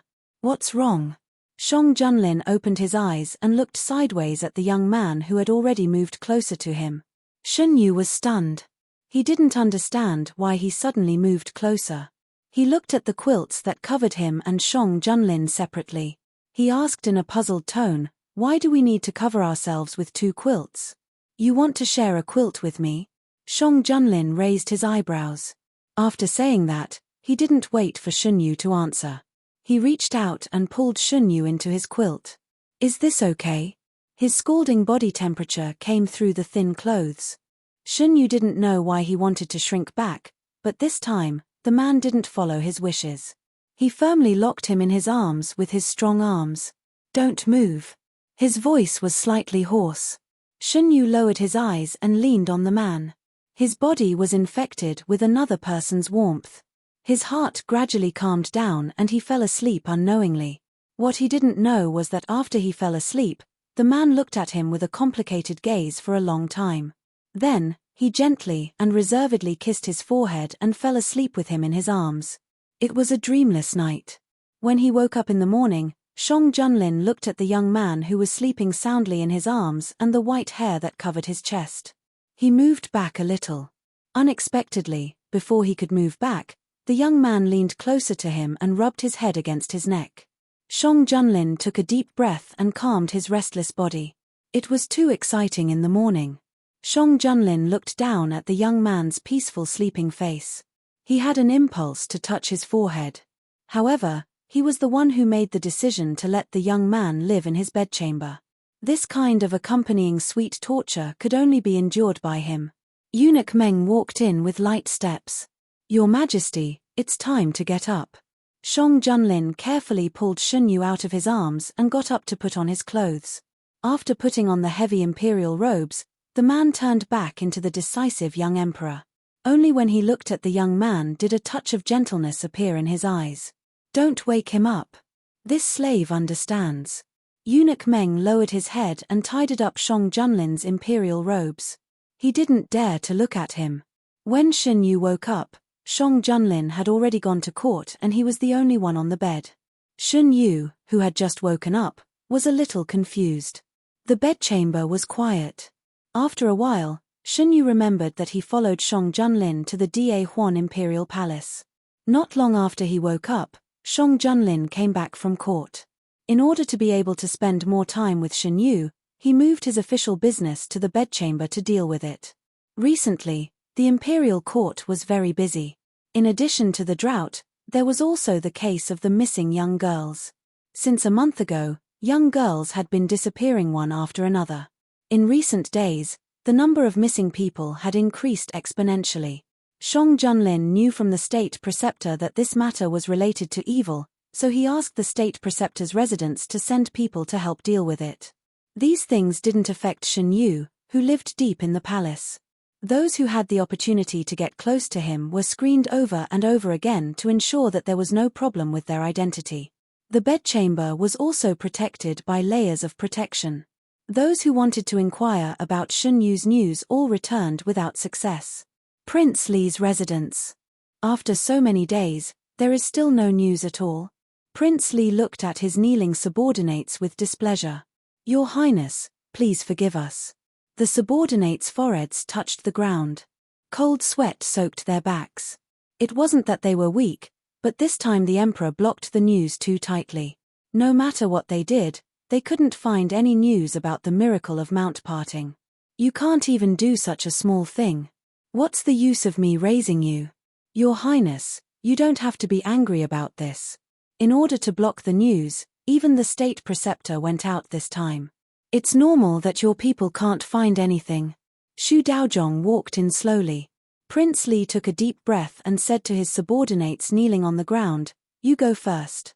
When there were only 2 people left in the room, Prince Li said, "Xu Daozhong, you came here. Is the matter done?" "Don't worry, Your Highness. This humble daoist has already brought it. As long as you place it beside that person, it will be able to absorb his luck for Your Highness to use." With that, Daoist Shu took out a piece of black jade that glowed faintly from his sleeve. When the horsetail whisk brushed it, the dim light became golden. The originally strange jade was suddenly filled with auspicious qi. Seeing this, Prince Li's knitted brows loosened. "Thank you, Daozhong." The next thing he had to think about was how to deliver this jade stone to his good brother. As if he knew what he was worried about, Xu Daozhong smiled mysteriously. "Your Highness, you don't have to worry. Soon, there will be an excellent opportunity to present the jade." In the afternoon, Shang Junlin took Shun Yu to walk around the imperial palace. Shang Junlin found that if he didn't take Shun Yu with him, Shun Yu would rather stay in the palace than go out for a walk. He had to prepare all kinds of toys to put in the palace. There were all kinds of toys, including all kinds of toys suitable for children to play with. This caused people to begin to speculate whether the imperial palace was going to welcome another owner. In a way, this conjecture was partially true. In addition to these, Shang Junlin also asked people to buy a lot of storybooks because he found that Shun Yu liked to listen to stories. If he had time, he would read them. If he didn't, eunuch Meng's godson, Meng Yuan, would read them. The scenery in the imperial garden was beautiful. The pavilion in the middle of the flowers had been decorated comfortably. The stone bench was covered with a thick blanket, and the pavilion was surrounded by gauze. There were all kinds of snacks and fruits on the stone table.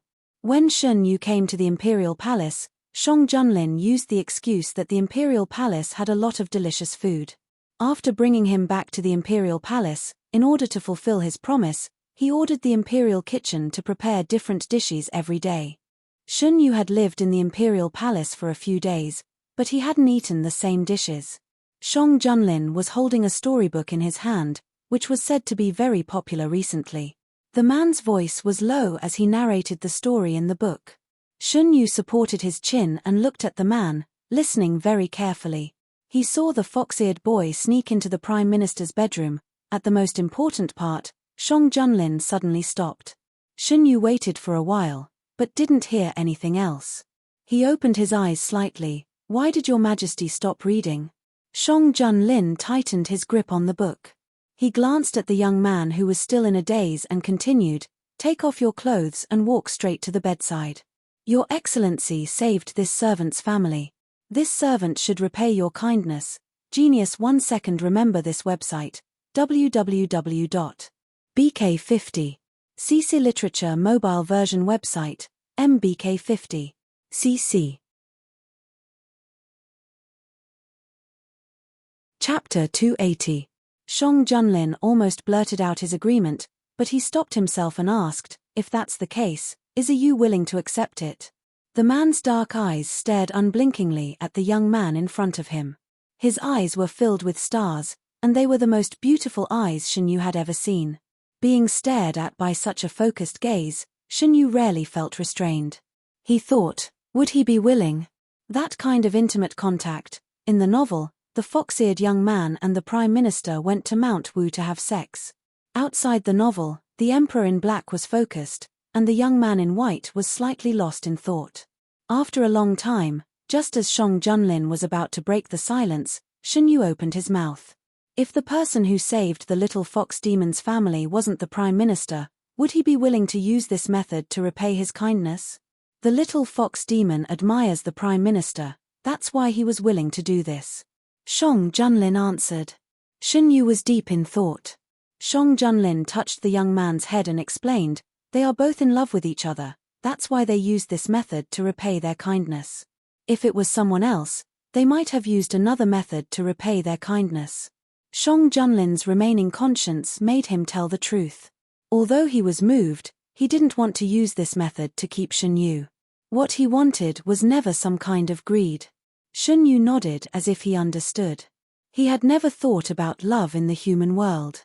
Since he was born, he had spent most of his time in deep sleep, so he knew very little about the mortal world. This time, he appeared in Mount Shi, and it was the first time he took the initiative to enter the mortal world. How's the drought in Dahuan? Shen Yu asked when he remembered the reason he was awakened. Some places have already started to rain, but there are some places that haven't shown any signs of rain except for a light rain after the ceremony. Originally, the capital was also affected by the drought. After Shen Yu appeared, there were several heavy rains in the capital. The drought had been resolved, and it was the same in several other places. However, there were still some places where the drought had not been alleviated. For example, the situation in Qingju, the last place affected by the drought, had not improved at all. Shang Junlin did not hide anything and told him the truth. In the end, he said, you don't have to worry. She's much better now. Shen Yu lowered his eyes and pondered. He faintly felt that something was wrong. He was very confident in his own ability. After he cast the spell, the result should not have been like this. The news brought by the imperial tutor confirmed this conjecture. Your Majesty, I found a strange place in Qingju. Several of my disciples died there. The disciples who escaped brought back news that one of the sources of this year's drought is in that place. In the imperial study, the imperial preceptor brought the latest news. Qingju. If I remember correctly, Qingju is part of King Li's fiefdom, right? Shang Junlin tapped his index finger on the table. It was hard to tell whether he was happy or angry. Yes, half of Qingju is part of King Li's fiefdom. That place is in King Li's fiefdom. Not only that, I also heard from Lord Fang that some of the missing girls had gone there. Lord Fang nodded, that's right. Your Majesty, if it were not for the imperial preceptor's disciples, I would not have been able to find these clues. Shang Junlin narrowed his eyes. Fang Jun, I order you to lead a group of hidden dragon guards to Qingju. You must investigate this matter thoroughly. Yes, Your Majesty. I'll have to trouble the imperial preceptor to continue working on this matter. Only a cultivator like the imperial preceptor could solve this problem when it involved inhuman factors. Shang Junlin always knew how to make good use of people. After returning to the bedroom, Shang Junlin reported the progress of this matter to Shen Yu. On the day I woke up from my deep sleep, I felt that this drought was a little unusual, Shen Yu said after listening. Yu was also the result of divination? Shang Junlin was curious. There's no need for divination. It's just a kind of feeling. The gods can communicate with the heavens and earth and can sense some of the heavenly secrets. However, this drought is indeed a tribulation that Dahuan should face. It involves the fate of the country and cannot be easily sensed. Shang Junlin understood. It was no wonder that the imperial preceptor could not divine the exact answer after so many divinations. The imperial preceptor was a little anxious recently. It was not because of the Qingju matter, but because of another order from Shang Junlin. The imperial preceptor could not find a way to make the immortals stay after going through the ancient books. This was not strange. People only had two attitudes towards the immortals. Who would have such a rebellious idea just to keep the immortals by their side? The movements in the imperial preceptor's residence were reported back to the Prince Li's residence by well-hidden spies. Are there really gods in this world? In the study, Prince Li asked Xu Daozhong, who was dressed in a Taoist robe. Xu Daozhong, of course there are. Did your highness forget that there are gods in Qingju? Prince Li, the emperor asked the imperial preceptor to find a way to imprison the immortals. Could it be that the miracle in Mount Shi was really brought by the immortals? Then the person he secretly brought back to the palace was not a prisoner, but an immortal? Xu Daozhong, if so, your highness, isn't this our chance? Prince Li, what do you mean? Xu Daozhong, your highness, think about it. The imperial preceptor can't do it, but I can. It just so happens that the one in Qingju can't hold on for long. Now that a new god is sent to our door, isn't it a good thing for us? Prince Li, even so, how can you be sure that the immortal can be controlled by us? Besides, the immortal is in the hands of my good brother. We can't even see him. Xu Daozhong, the emperor did not announce this matter to the world, but concealed the news of the immortal. Your highness, do you think the immortal is really willing to do this? A dignified immortal is imprisoned in the palace by the emperor of the mortal world. What is this? Prince Li, in that case, I will think of a way to meet the immortal first. As for the rest, I will leave it to Daozhong. Xu Daozhong, your highness, don't worry. No one knew the secret of the two. Shun Yu was somewhat concerned about the matter in Qingju, so he proposed to Shang Junlin to go to Qingju to have a look. I have already sent someone. You and I will wait for the result together, okay? Shang Junlin didn't want Shun Yu to leave at this time. Now he regretted telling Shun Yu about Qingju. I will be back soon. For an immortal, going back and forth was just a matter of a moment. Shang Junlin certainly knew, but he didn't want Shun Yu to leave. He was afraid that after he left, he would feel that he didn't need to come back. If Shun Yu didn't come back, what should he do? The world was so big, where could he go to find him? For the first time, Shang Junlin felt the weakness of a mortal. So what if he was the emperor? If Shun Yu really wanted to leave, he couldn't stop him. He should lock him in a place where only he could see him, so that he could only see him in his heart. Suppressing the dark emotions in his heart, Shang Junlin said in a deep voice, I will go with you. No need. Seeing the firm expression on the man's face, Shun Yu swallowed the words of refusal. This time, Shang Junlin went on a private tour. The matters in the imperial court were handed over to the prime minister and the others.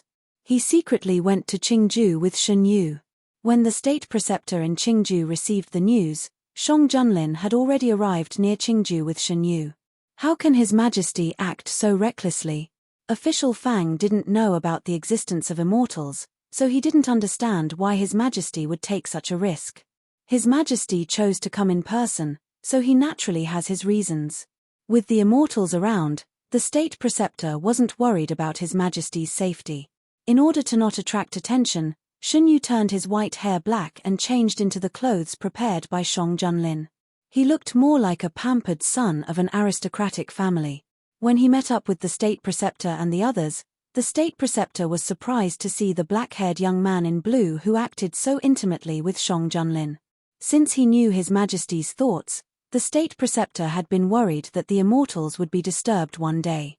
Now that he saw the two of them getting along, it seemed that he worried too much. The provincial governor of Qingju came to greet His Majesty in fear and trepidation. After knowing Shang Junlin's true identity, he didn't dare to neglect him. Greetings, official. The provincial governor of Qingju was told in advance that Shang Junlin came with a hidden identity, so he didn't call out his identity. No need to make a big fuss, just do what you need to do. Since Shang Junlin came in person, he must ask about the progress here. Shen Yu wasn't interested in these things. After dinner, he was led to rest by the servants. When they passed by the garden, Shen Yu stopped in his tracks. The garden here was certainly not as good as the imperial garden, but it could be seen that the owner took good care of it. The flowers bloomed and were full of vitality. These were planted by Madam. Seeing that he was interested, the servant girl who led the way explained, Madam likes to take care of these things, so Master went around looking for flowers to plant. Can I take a look? Young Master is a distinguished guest, of course you can. Shen Yu walked into the garden. The rich fragrance of flowers assailed his nostrils. All kinds of plants were stretching their bodies. Shen Yu could feel that they were being treated with care. Miss, please slow down. When they passed by the corner, a small child suddenly appeared from another road and bumped into Shen Yu's leg. Shen Yu held the child. The child looked up and saw Shen Yu. He exclaimed, "It's pretty brother." At this time, the servant girl rushed over. When she saw the young miss beside Shen Yu, she didn't know what to do. "I want to play with pretty brother for a while." The servant girl looked at Shen Yu for help. The servant girl who followed behind Shen Yu introduced, "This is the second young miss of the Shi household. She has a lively personality, please forgive her, young master." This was a distinguished guest that the provincial governor specially ordered to be treated well, so the servant girl didn't dare to neglect. "It's fine." The little child was about 4 or 5 years old. He was indeed lively. He followed Shen Yu and chattered non-stop. Shen Yu didn't get tired of it. He only took him away when the provincial governor's wife came. "Can I play with pretty brother next time?" Being stared at by the little child's sparkling eyes, Shen Yu couldn't bear to refuse. After getting a response, the little child was satisfied and went back with the provincial governor's wife. At night, Shang Junlin returned to the courtyard. "I heard that the youngest daughter of the Qingju provincial governor pestered you to play today. If you don't like it, you can ignore it." Someone would tell Shang Junlin everything that happened around Shen Yu. "She's very cute." The next morning, a small guest came to the courtyard. "Pretty brother, I'm here to play with you." The child's clear voice broke the silence of the courtyard. Shen Yu pushed the door open and didn't say anything. Shang Junlin, who followed him out, asked, "Is this the child who pestered you?" Shang Junlin looked down at the child in front of him. The little child was wearing festive red clothes. There were 2 buns on his head and his eyes were clear. He was a very likable child. Of course, for Shang Junlin, no matter how likable he was, if he disturbed Shen Yu's time with him, he wouldn't be likable. The man was tall. For the little child, who was less than 5 years old, the pressure was too strong. The little child looked up at Shang Junlin, who was between him and Shen Yu. He curled his lips and said, "I'm here to look for pretty brother." Shen Yu bypassed Shang Junlin and took the little child to the side. "Why are you here so early?" "I have to learn how to read from the teacher, so I can only come early to play with pretty brother," the little child answered. Shen Yu took the little child to the stone table and sat down. He took out the snacks he brought from the capital and asked, "Do you want to eat some?" "Yes." The little child's black eyes looked at Shen Yu and the tall man behind him. "Are pretty brother and this big brother also husband and wife?" "Why do you say so?" Shen Yu's hands paused. "I saw it. Yesterday, when you got off the carriage, big brother helped pretty brother. When you ate, big brother would pick up food for pretty brother. You two also live in the same house. My father and mother are also like this. My father told me that only husband and wife can live in the same house." Genius 1 second. Remember this website, www.bk50. CC Literature Mobile Version Website, mbk50. CC. Chapter 281. We Are Not. Shen Yu opened his mouth to explain. Although he hadn't been in the mortal world for a long time, he still knew what a husband-wife relationship was. "Pretty brother, you don't have to explain. I promise I won't tell anyone." However, Xiao Tuanzi firmly believed that they were husband and wife. She only thought that Shen Yu's explanation was a cover-up. Shen Yu had no choice but to look at Shang Junlin for help. Shang Junlin now found Xiao Tuanzi more pleasing to the eye. He said to Shen Yu, "Children are like this. They have their own set of principles and can only follow. Big brother, you have to be good to pretty brother. Xiao Tuanzi looked at Shang Junlin. He was such a fierce big brother. She didn't know what pretty brother saw in him. I will. I won't treat anyone badly, but I won't treat you badly. Shang Junlin replied seriously. Xiao Tuanzi was very satisfied with Shang Junlin's awareness. She was not as afraid of him as before. Half an hour later, Xiao Tuanzi reluctantly bid farewell to the two after being reminded by the maid, after I finish learning today's calligraphy, I will come back to play with pretty brother. The servants of the provincial governor's mansion served a sumptuous breakfast. Shang Junlin put Shun Yu's favorite dishes into his bowl as usual. Shun Yu naturally picked up the dishes in his bowl and put them into his mouth. Xiao Tuanzi's words suddenly floated in his ears. Shun Yu paused. What's wrong? The dishes are not to your liking? Shun Yu shook his head and suppressed the strange emotions in his heart. It was just a human cub's words. He couldn't take it seriously.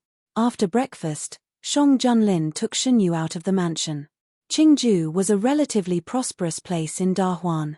After dealing with official business, Shang Junlin wanted to take Shun Yu to sightsee. There were stalls selling all kinds of things on the street. This was the first time that Shun Yu had experienced such things, so he was curious about everything. Shang Junlin was happy to accompany him. Whenever Shun Yu took a second look at something, he would buy it. The Great Huan dynasty's folk customs were open, and the streets were filled with pairs of men and women. In order to do business, the street vendors had already trained a pair of discerning eyes, and all kinds of pleasantries were spouted out as if they didn't cost money. Both of you are so handsome. I can tell that you are a loving couple at first glance. Look at this pair of hairpins. It suits your temperament very well. I'm sure it will look even better after you wear it.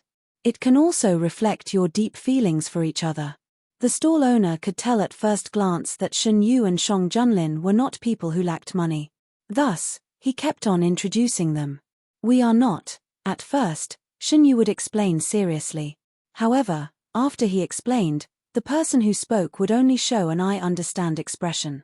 Although he restrained his words, the meaning in his words didn't change much. After a few times, Shun Yu gave up. Shun Yu didn't know the language of the mortal world, so he was coaxed to buy a lot of things. Shang Junlin liked it when the stall owners said that he and Shun Yu were a couple. He only hoped that they would say more. Naturally, he wouldn't expose them. After a few hours, the two of them had a lot of gains. The hands of the hidden dragon guards who were disguised as ordinary guards behind the two of them were full of things. Other than Shun Yu, even Shang Junlin had a lot of things in his hands.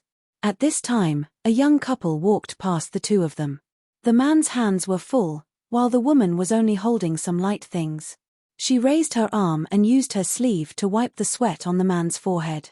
Shun Yu looked at himself and then looked at Shang Junlin. The man's body was dry, and there was no sign of him sweating. Why don't I take some too? Shun Yu was a little embarrassed. Shang Junlin slightly raised the corner of his lips. No need. I can still carry these things. If a Yu is worried, why don't you wipe my sweat for me too? He was just joking. In short, it wasn't difficult for him to carry these things. After he finished speaking, he wanted to continue walking forward. Unexpectedly, the young man beside him suddenly stopped. Then, a gentle breeze blew past his face. The young man looked up and wiped his forehead seriously, even though the two of them knew that he wasn't sweating at all. Shang Junlin only felt that his heart was beating like a drum. The beast in his heart was impatiently grinding its claws and getting restless. Shang Junlin, who was originally not hot at all, started to heat up from inside out. Shun Yu wiped his forehead for a while and stopped. He couldn't understand why he would suddenly do such a thing. It was as if he saw someone else doing the same thing. There was an impulse in his heart. By the time he reacted, it was already done. His raised arm froze for a moment. He was about to withdraw it. Shang Junlin quickly grabbed him with his free hand. His eyes were shining. Now I'm not hot at all. Thank you, are you? Of course not. The burning temperature in the palm of his hand passed through his clothes to the place where the man grabbed Shun Yu. Then, it spread all the way up. The immortals who were originally unaffected by the temperature of the mortal world felt hot for the first time. The man's burning gaze fell on him. It was as if he had lit an invisible fire on him. Shunyu lowered his head and said softly, "I didn't do anything. Do you still want to walk around?" Shang Junlin asked. In fact, it was not suitable for him to continue walking around. The young man had lit a fire on him, making him want to do something. Shunyu shook his head. Even if he wanted to, he couldn't do anything in public. Shang Junlin closed his eyes and suppressed the roaring beast in his heart. He let go of the young man's hand. "Let's go back first. If you isn't satisfied, we can come out to play next time." When they returned to the provincial governor's mansion, Shang Junlin was called away. Shunyu stayed alone in the courtyard and breathed a sigh of relief. Not long after, Xiao Tuanzi came as promised. After playing for a while, she found that Shunyu was not in high spirits. Xiao Tuanzi curiously asked, "Did Big Brother make Pretty Brother angry? Why do you say that?" As soon as she spoke, Shunyu remembered what happened in the morning. He also remembered the misunderstanding of his relationship with Shang Junlin outside the mansion. Because Pretty Brother seems to be in a bad mood. Every time Mother is in a bad mood, it's because Father made her angry. Xiao Tuanzi answered matter-of-factly. Shunyu laughed, "It has nothing to do with him. I'm thinking about something." He was just thinking about the relationship between him and Shang Junlin.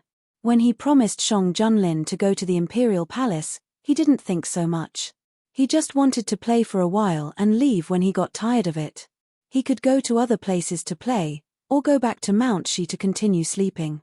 He never thought that he would develop a relationship beyond friendship with the Emperor of the mortal world. On the second day after Shang Junlin secretly left the capital, Prince Li received the news.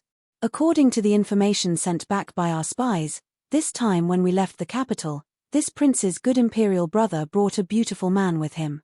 Daoist priest, do you think that person could be the immortal who was tricked into entering the palace from Mount Shi?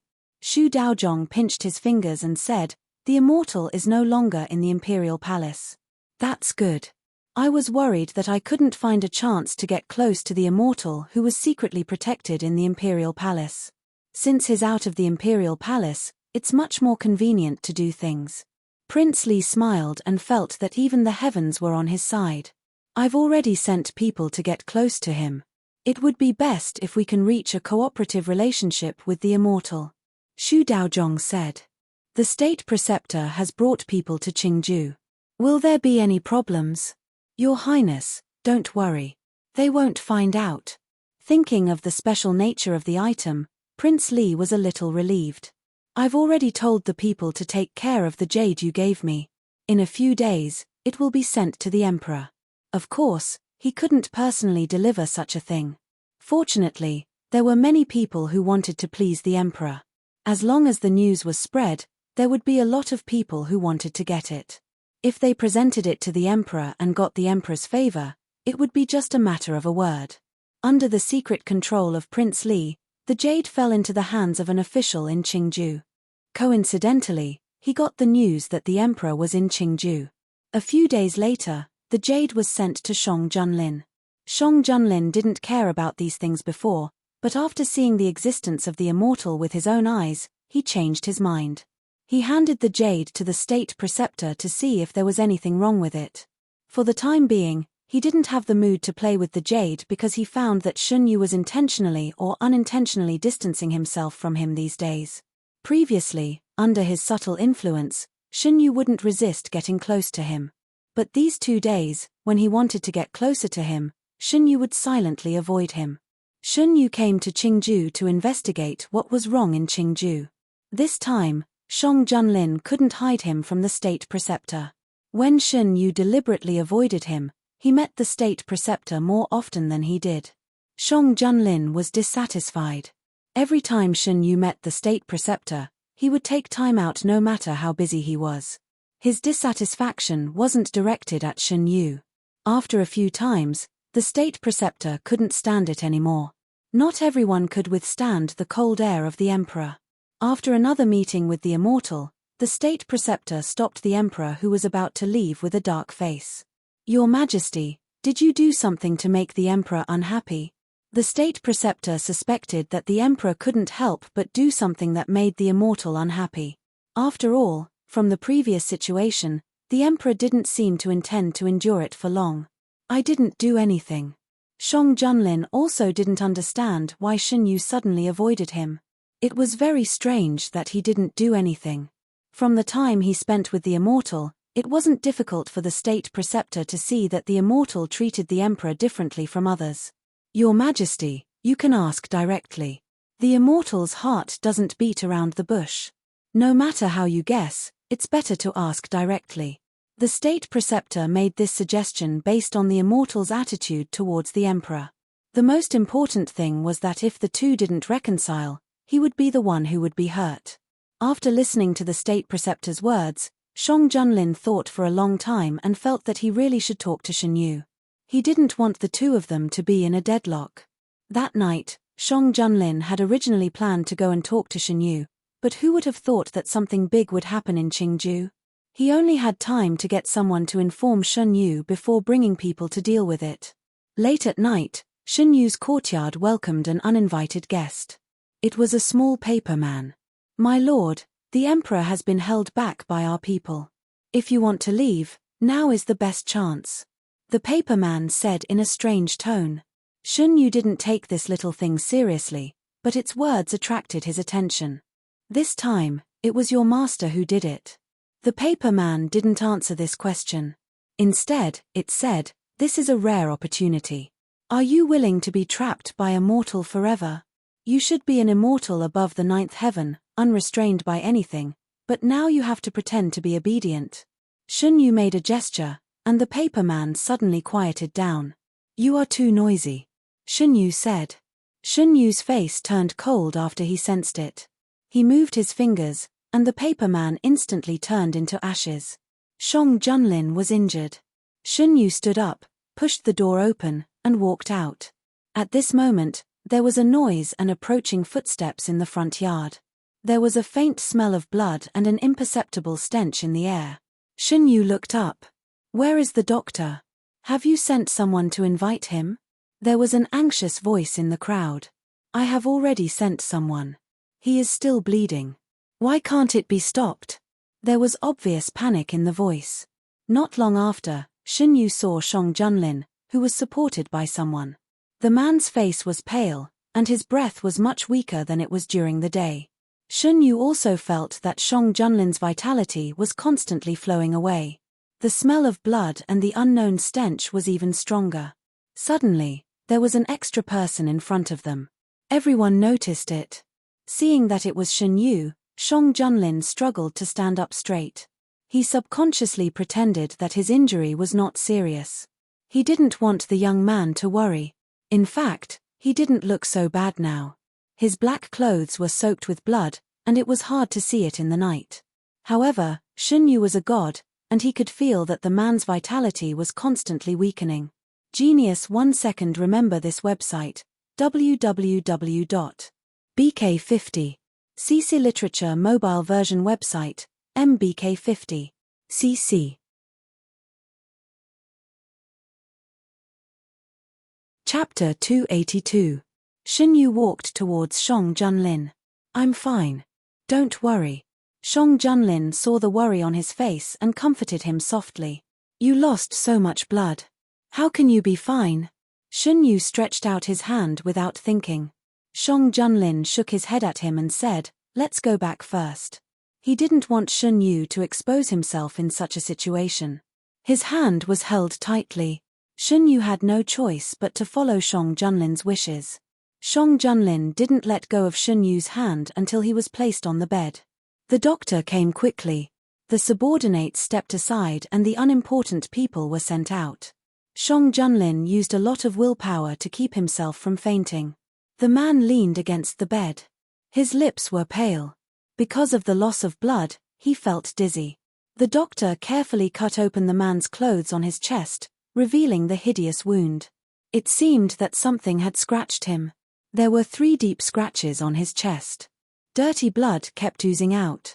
Even with the best medicine, it didn't work. The doctor had never seen such a strange injury. He stroked his beard and pondered. Shen Yu knew that the wound didn't heal because it was contaminated.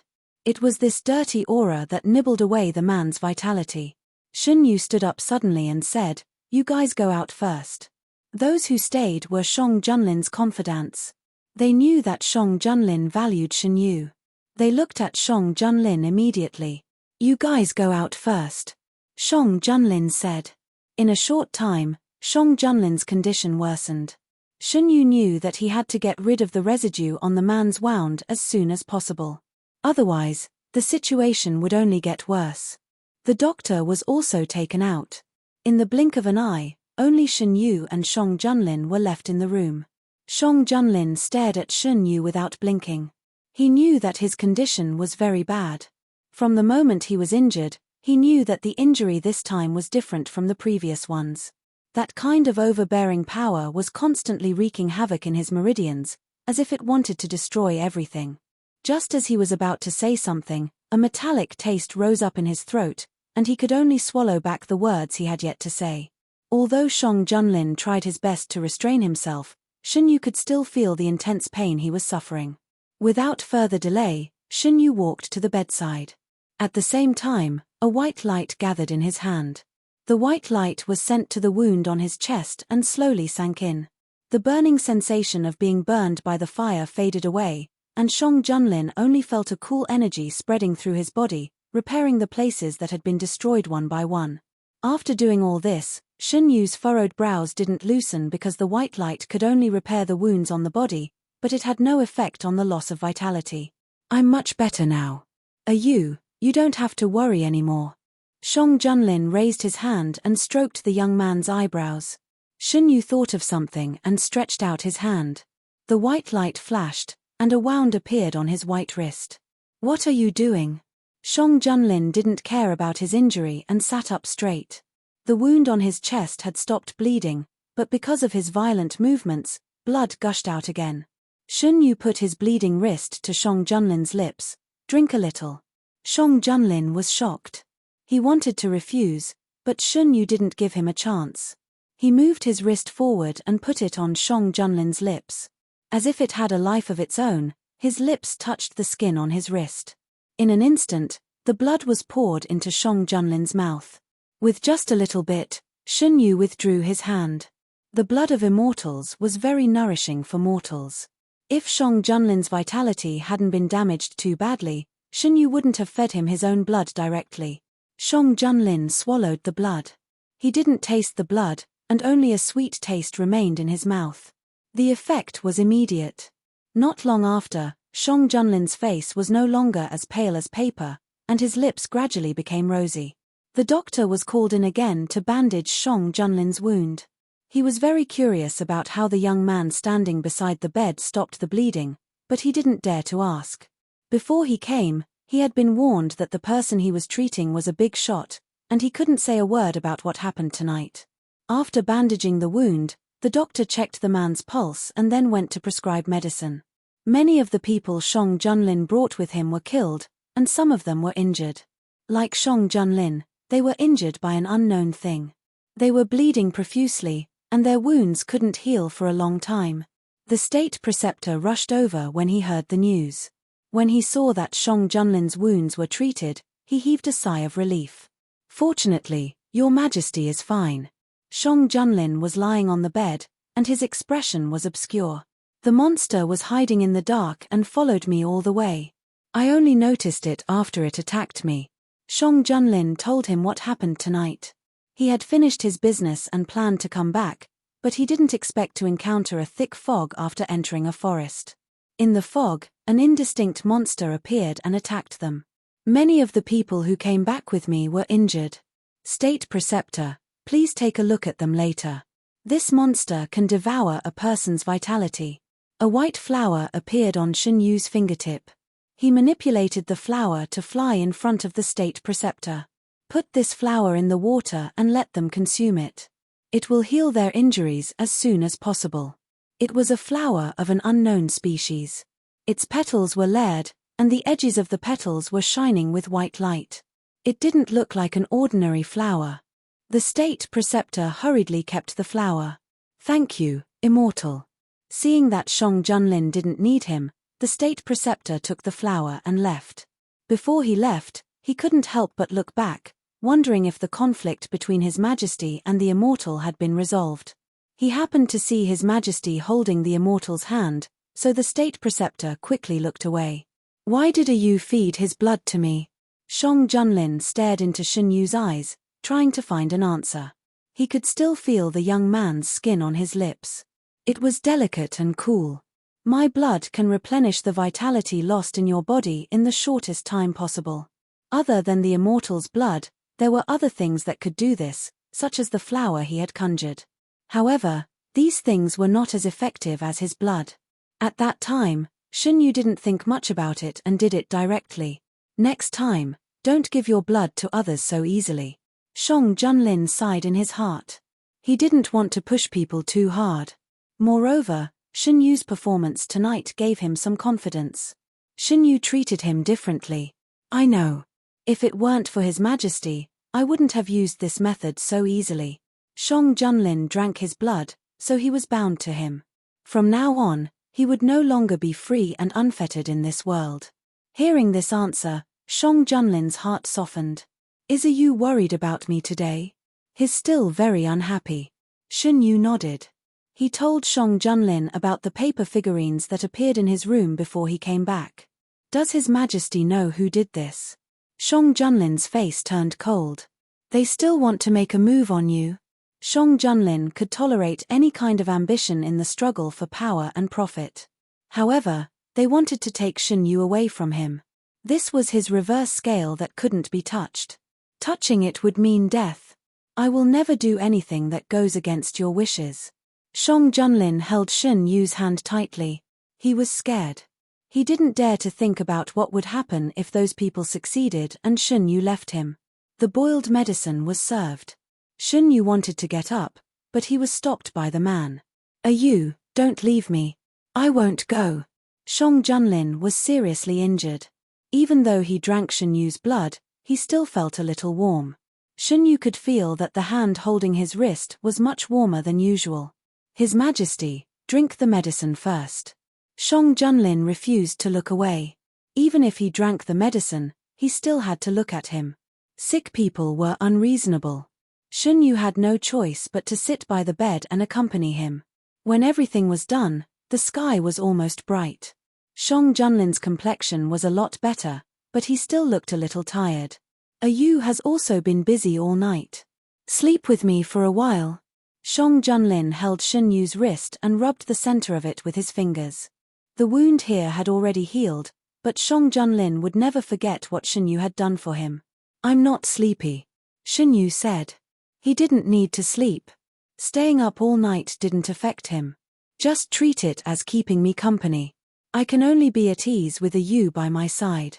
The man looked at him eagerly like a big dog begging for its owner's love. Shen Yu couldn't resist such a gaze, so he softly said, "En." Shen Yu took off his outer shirt and lay down beside Shang Junlin. Now, Your Majesty, can you have a good rest? Shang Junlin moved to Shen Yu's side and hugged him. Feeling the cold aura of the young man, his thoughts gradually calmed down. The sick person was the most important. Shen Yu didn't push him away. He laid in the man's warm arms and fell asleep not long after. Whether it was the attack this time or the attempt to take Shen Yu away from him, Shang Junlin wouldn't let it go. With Shen Yu's help, his injury recovered quickly. However, Shang Junlin didn't show it. Instead, he quietly sent the hidden dragon guards to act in the dark. He didn't know if it was Shang Junlin's misconception, but he always felt that Shen Yu was too obedient to him during the recuperation period. The previous alienation seemed to be his own misconception, and his relationship with Shen Yu suddenly returned to the past. No, it wasn't accurate to say that it was the past. It should be more accurate to say that they were even closer than before. No matter if it was day or night, Shen Yu would always be by his side. When he slept, he would also obediently sleep in his arms. When he woke up early in the morning, the feeling of having his sweetheart in his arms was too good, except for some awkward moments. To Shang Junlin, this was considered sweet torture. The hidden dragon guards found more and more clues, and the mastermind was gradually revealed. Shang Junlin didn't act immediately. He was waiting for the best opportunity. He wouldn't leave any traces behind. Shun Yu originally wanted to find the monster that hurt Shang Junlin and get rid of it. However, he was too involved with Shang Junlin now. Moreover, Shang Junlin was the emperor of a country. He couldn't predict the result directly. He could only wait for Shang Junlin to find out more about the monster. When the hidden dragon guards reported the news, Shun Yu was also listening at the side. Your Majesty, you don't have to worry anymore after we get rid of the monster that threatens your life. Shun Yu had been inseparable from Shang Junlin for the past few days. He was worried that Shang Junlin would get hurt when he wasn't paying attention. When that time comes, I can leave with peace of mind. Shun Yu stood by the window and said calmly. Shang Junlin hugged the young man from behind and trapped him between himself and the window. His eyes were gloomy and unclear. Why does you want to leave? I can't always be by your side. You might be annoyed one day. Shun Yu tilted his head. He didn't feel any danger. I won't be annoyed. Shang Junlin rubbed Shun Yu's ear. Don't leave, okay? Shun Yu's mind was in a mess. These days, he realized that he cared too much about Shang Junlin. He wanted to calm down alone. However, Shang Junlin's life was threatened. He couldn't leave without caring about him. If Shang Junlin got hurt or something worse happened after he left, he wouldn't be able to forgive himself. He hesitated and said, no matter how good a friend is, there will be a day when we have to part. I won't allow it. Shang Junlin's arms unconsciously tightened. It was as if he wanted to pull the person in his arms into his body. At this time, do you still think that I only treat you as a friend? The news that Shun Yu wanted to leave made Shang Junlin lose his mind. He couldn't think calmly and blurted out his true thoughts. You fed me your blood because you were worried about me, and you didn't feel repulsed by my closeness.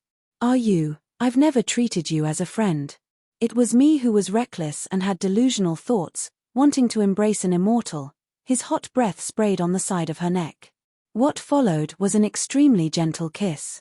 Genius 1 second. Remember this website, www.bk50. CC Literature website, mbk50. CC.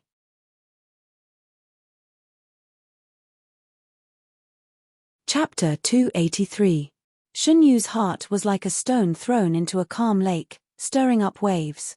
The man's embrace was scorching hot. Shun Yu leaned against the man's chest and could feel the violent heartbeat behind her. A gentle kiss with a scorching breath fell on the side of her face. Shun Yu tilted her head, wanting to see the expression of the man behind her. His movements were stopped. Shang Junlin hugged him tightly with his strong arms, so he could only maintain his initial movement. Another kiss fell on her face. This time it was on her lips. Her breath trembled slightly. Her master's state of mind was not as relaxed as he looked. Does you hate it? Shang Junlin's voice was low and gentle. Like this. Does you hate it? From the first time they met, Shang Junlin wanted to possess her fiercely. However, he knew how to be a qualified hunter and had enough patience to lure Shun Yu into his arms. At this moment, Shang Junlin's heart was nervous. Even when facing thousands of enemy troops, he did not feel as nervous as he did now. His movements seemed to be strong, but in fact, he left enough room for Shun Yu to resist. If the young man in his arms was really unwilling, he would let go and slowly make up for it. While testing, he paid attention to the young man's reaction. Perhaps because of nervousness, the young man put his hand on Shang Junlin's waist. However, Shang Junlin did not feel any resistance. The joy in his heart could no longer be suppressed. He could not help but do more excessive things. One by one, he kissed the young man's face and neck. He watched as the young man's exposed white skin was dyed red inch by inch. Shun Yu did not answer his question, but wasn't his indulgent attitude also a kind of answer? Shang Junlin had an idea in his heart. The huge stone hanging in his heart fell little by little. Shang Junlin buried his head in Shun Yu's neck and whispered softly. Shun Yu was a little itchy from his breath. If Shang Junlin could see his eyes at this time, he would find that there was a rare confusion in the young man's eyes. What is like? Shun Yu didn't understand. I just want to be with you all the time. I want to be close to you. If I'm away from you, I won't be able to eat or drink. Shang Junlin's deep and pleasant voice spoke of his love. He wished he could truly possess the young man in his arms at this moment. But he couldn't. He didn't know if being a little more intimate would cause the immortal to dislike him, but he couldn't bear the consequences of losing the person he loved midway. Shang Junlin knew that immortals did not understand love. He was the one who was delusional and tried to pull down immortals who were untainted by the mortal world. He did not expect Shun Yu to respond to him. It was fine as long as she did not leave him. He could restrain his desires for the rest of his life as long as the immortal above the 9 heavens was willing to stay by his side. Shun Yu didn't know what the people behind him were thinking. He was thinking about Shang Junlin's words. To be honest, he didn't dislike Shang Junlin's intimacy. Even if Shang Junlin didn't greet him and directly kissed him, he didn't feel offended. He just felt a little helpless. Since he was born, he had been alone for countless years. Now that there was one more person by his side, Shun Yu's heart was filled with joy. At this moment, Shun Yu could feel the strong feelings that Shang Junlin deliberately restrained. The confusion in his heart suddenly dissipated. Memory, I don't know if my feelings for you are the same as yours for me, but I can answer your question just now. I don't hate or dislike your majesty being close to me or kissing me. I also like the feeling of being close to your majesty. Shun Yu slowly spoke out his thoughts. Shang Junlin could no longer restrain the joy in his heart after receiving an unexpected response. He loosened his hand and turned the young man in his arms to face him. Shun Yu raised his eyes and looked at Shang Junlin. Shang Junlin was also looking at him. The young man was undoubtedly extremely beautiful, as if he was created by the creation of heaven and earth. There was still a blush on his face, as if he had applied a thin layer of rouge, which reduced the cold temperament of an immortal and made him look more human. Shun Yu was forced to look up when his chin was lifted. He directly looked into a pair of deep eyes. The overwhelming affection enveloped him. Shun Yu looked at the man's enlarged face and subconsciously closed his eyes. This was undoubtedly an attitude of acquiescence. Shang Junlin, who didn't intend to do anything, couldn't control himself anymore. Their lips touched. The young man's breathing intertwined and his eyelashes trembled. Shang Junlin restrained the rising desire in his heart and maintained the position of their lips touching. He didn't continue. Only the arm around the young man's waist continued to tighten, indicating that the man's heart was not as calm as he appeared to be. This kind of kiss was different from simply being kissed on the face. Shun Yu felt a little thirsty and couldn't help but lick his lips. But he seemed to have forgotten the position he and Shang Junlin were in at this moment. Shang Junlin only felt that his lips were swept by something soft and warm. There was a roar in his head and he couldn't control himself anymore. He chased after it. How could the simple-minded immortals know that their unintentional actions would awaken the sleeping ominous beast? His lips and teeth were pried open, and the breath of another person swept over. He was kissed thoroughly. This was something that Shun Yu had never experienced before. Even a groan in a daze could greatly stimulate a man and bring about an even more violent storm. After a long time, Shun Yu was finally released. The water stains on his lips were gently sucked away. The man who finally tasted meat was satisfied. He hugged the young man who hadn't come back to his senses and leaned on his body. Are you feeling better? Shun Yu came back to his senses and only felt that his tongue was numb. I didn't control myself well. Are you hurt? The man's voice was gentler than usual. Shun Yu felt that his ears were beginning to numb. He shook his head and said, I'm fine. But he buried his head in the man's arms and refused to raise his head. Hearing Shun Yu's voice, Shang Junlin was relieved.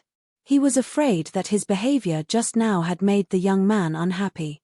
It seemed that the young man was more indulgent to him than expected. How could he be willing to let go like this? Unconsciously hugging the young man tighter, Shang Junlin thought that he might really never let go. After this day, everyone in the residence discovered that the relationship between Shun Yu and Shang Junlin had become even closer.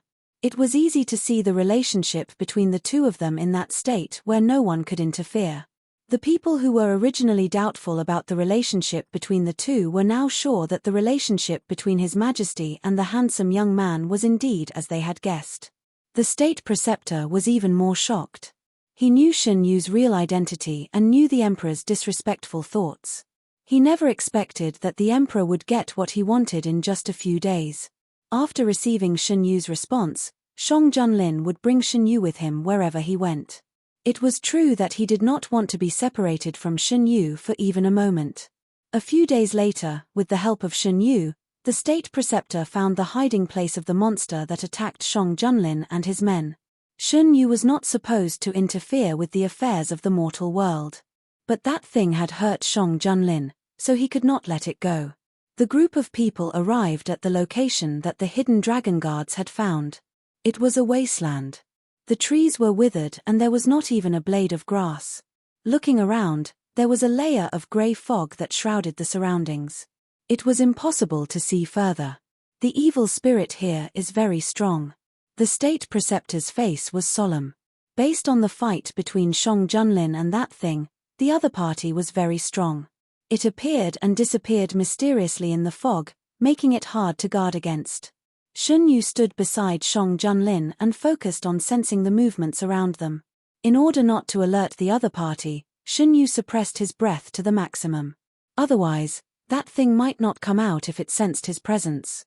Soon, everyone felt that the sound of the wind was not right. There was a sharp and ear-piercing sound coming from all directions. It's here. The hidden dragon guards formed a well-trained formation. The state preceptor's men assisted them. Everyone was alert to the movements around them. Shang Junlin was alert to the surroundings. He shielded Shen Yu behind him and said, "Be careful." Shen Yu smelled the same stench that Shang Junlin smelled when he came back with injuries. He knew that the thing that hurt Shang Junlin had been lured out. The sky suddenly darkened. It was grey and blurred their vision. In the grey fog, the monster attacked the humans. To it, these humans were just food that was difficult to deal with. The stench was mixed with the smell of blood. It was the smell of human blood. Shen Yu grabbed Shang Junlin's sleeve with one hand and slashed down with the other hand. A glaring white light cut through the grey fog. Everyone instinctively closed their eyes. Before they could react to what had happened, they heard the monster screaming in pain. Then, there was the sound of something heavy falling to the ground. All the sounds disappeared. The grey fog gradually dissipated. The sunlight that had disappeared unknowingly reappeared on the ground. Not far in front of them, a strange-looking beast was lying on the ground. It was surrounded by white flames. The monster struggled fiercely, but it could not break free from the white flames. The unknown black fog on its body was constantly being burned. Every time it burned, the monster would feel more pain. Shang Junlin held Shen Yu's hand tightly. He knew that the white light and the white flames in front of them were the work of Shen Yu. Shen Yu looked at the burning monster and frowned slightly. He felt a very faint aura of God from the monster, which was almost disappearing. "What's wrong?" Shang Junlin asked when he saw that Shen Yu's expression was not right. Shen Yu told him what he had found. "I can't be wrong. It does have the aura of God." "Well, I may know the reason," the state preceptor, who was standing not far away from them, said. I've been reading ancient books these days and found an ancient forbidden technique. It can pollute a weak god with the resentment of humans. It can make the god lose his divinity and become a monster that only knows how to kill." The state preceptor briefly explained the effect of the forbidden technique. Everyone who heard it gasped. The monster in front of them, who was neither human nor beast, was actually a deity. "It's not a god now." Shen Yu looked in the direction of the monster and raised his hand. In an instant, it was as if an invisible gust of wind blew out the white flames. The monster let out a soundless roar and slowly stopped moving.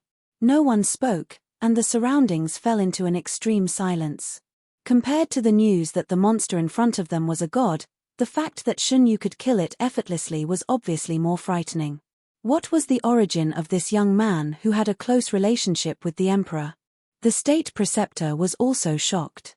He only knew that the young man was an immortal, but he did not know that he was so strong. The monster was a fallen god. Even if it lost its divinity, its strength should not be underestimated. However, the young man just moved his hand and killed it. Who ordered you to hurt His Majesty? In the silence, the young man's emotionless voice made people shudder. Genius 1 second. Remember this website, www.bk50. CC Literature Mobile Version Reading Website, mbk50. cc.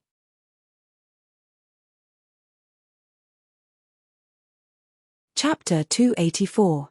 The monster was on the verge of death and had completely lost its ability to attack. This thing has no consciousness.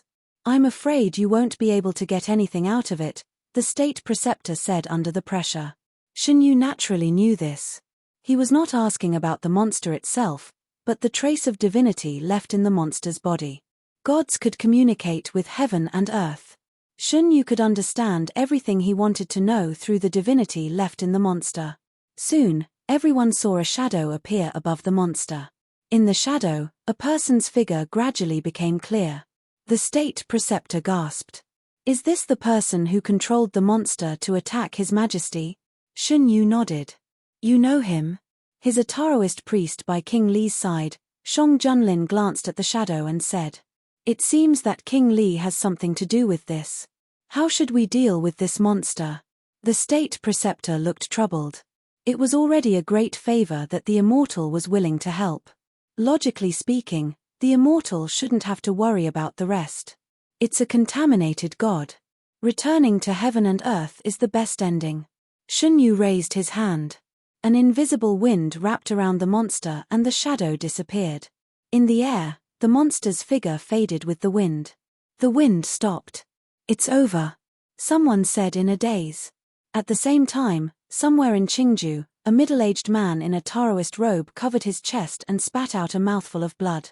When he looked up again, his face was extremely ugly. He had suffered an extremely serious backlash. Taoist priest, what happened? The guard outside the door heard the noise and asked. Nothing. Taoist priest Shu wiped the blood from his mouth.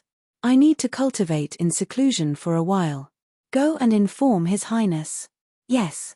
Taoist priest Shu sat alone in the room, his eyes gloomy. He didn't know who ruined his plan, but he was seriously injured now. He couldn't do anything even if he wanted to. He also had to worry about the imperial court's people who could appear at any time. He had to recover quickly. He looked at the guards outside the door. It was just a few lives. It was their fortune to help him recover his cultivation. Bang! After a few sounds, Taoist priest Shu's pale face became rosy. The tightly shut door was pushed open. Shu Daozhong didn't even look at the people lying by the door and walked straight out. There weren't enough people. Right now, the mastermind behind all of this is in the Azure province. Furthermore, he is heavily injured. Follow his directions and you will be able to capture him. In the provincial governor's office, Shen Yu summoned an ice-blue flower. He raised his hand slightly and the flower floated in front of the leader of the hidden dragon guards. Shang Junlin stood beside Shen Yu and nodded. Go ahead. The leader of the hidden dragon guards left with his men. What had happened today had shocked them greatly. When only the two of them were left in the room, Shang Junlin hugged Shen Yu and asked, Is you so angry because that monster hurt me? Since that day, the two of them had become much closer. Shen Yu had already gotten used to Shang Junlin's behavior of sticking to her all the time. Shen Yu nodded seriously. They shouldn't have hurt you. Shang Junlin stroked Shen Yu's hair gently and looked at him tenderly. You don't have to worry about them. I will take care of everything. Your eyes, your attention, only need to be on me. The hidden dragon guards were very fast. In less than a day, they caught Taoist priest Shu who was in hiding and stopped him from hurting the innocent. There was a breakthrough in the case of the young girl that had been troubling the imperial court for a long time. Taoist priest Shu's cultivation was damaged and there was a flaw in the illusion that he placed on the jade stone. When the state preceptor discovered this, he immediately reported it to Shang Junlin. When the state preceptor brought the jade stone to the study room, Shen Yu was there too. Regarding this, the state preceptor was initially in disbelief. Now, he was emotionless. He didn't know how the emperor did it. He actually won the immortal's heart and achieved his wish. Your Majesty, I am talking about this jade stone. The state preceptor presented the jade stone to the emperor. The jade stone was placed in a brocade box. When the brocade box was opened, a golden light could be seen shining. However, it was unknown what the problem was, but this golden light did not give people a feeling of auspiciousness. Instead, it gave people a strange feeling. Shen Yu could tell that something was done to the jade stone. He waved his hand and removed the illusion on the jade stone. This is the luck stone. Luck stone? The state preceptor had heard of this stone before. It is said that the luck stone can transfer the wearer's luck to another person. This stone is presented to His Majesty as an auspicious object. The person who sent this stone is truly despicable. Shang Junlin's aura turned cold. Only a few people have the guts to covet my luck. Your Majesty is the Son of Heaven chosen by the heavens. Not everyone's fate can bear such a huge amount of luck. If they have evil thoughts, it will only backfire on them, Shen Yu said lightly. Will this item affect Your Majesty? The state preceptor was more worried about this.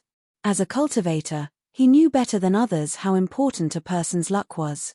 I am afraid that this stone also contributed to Your Majesty's injury.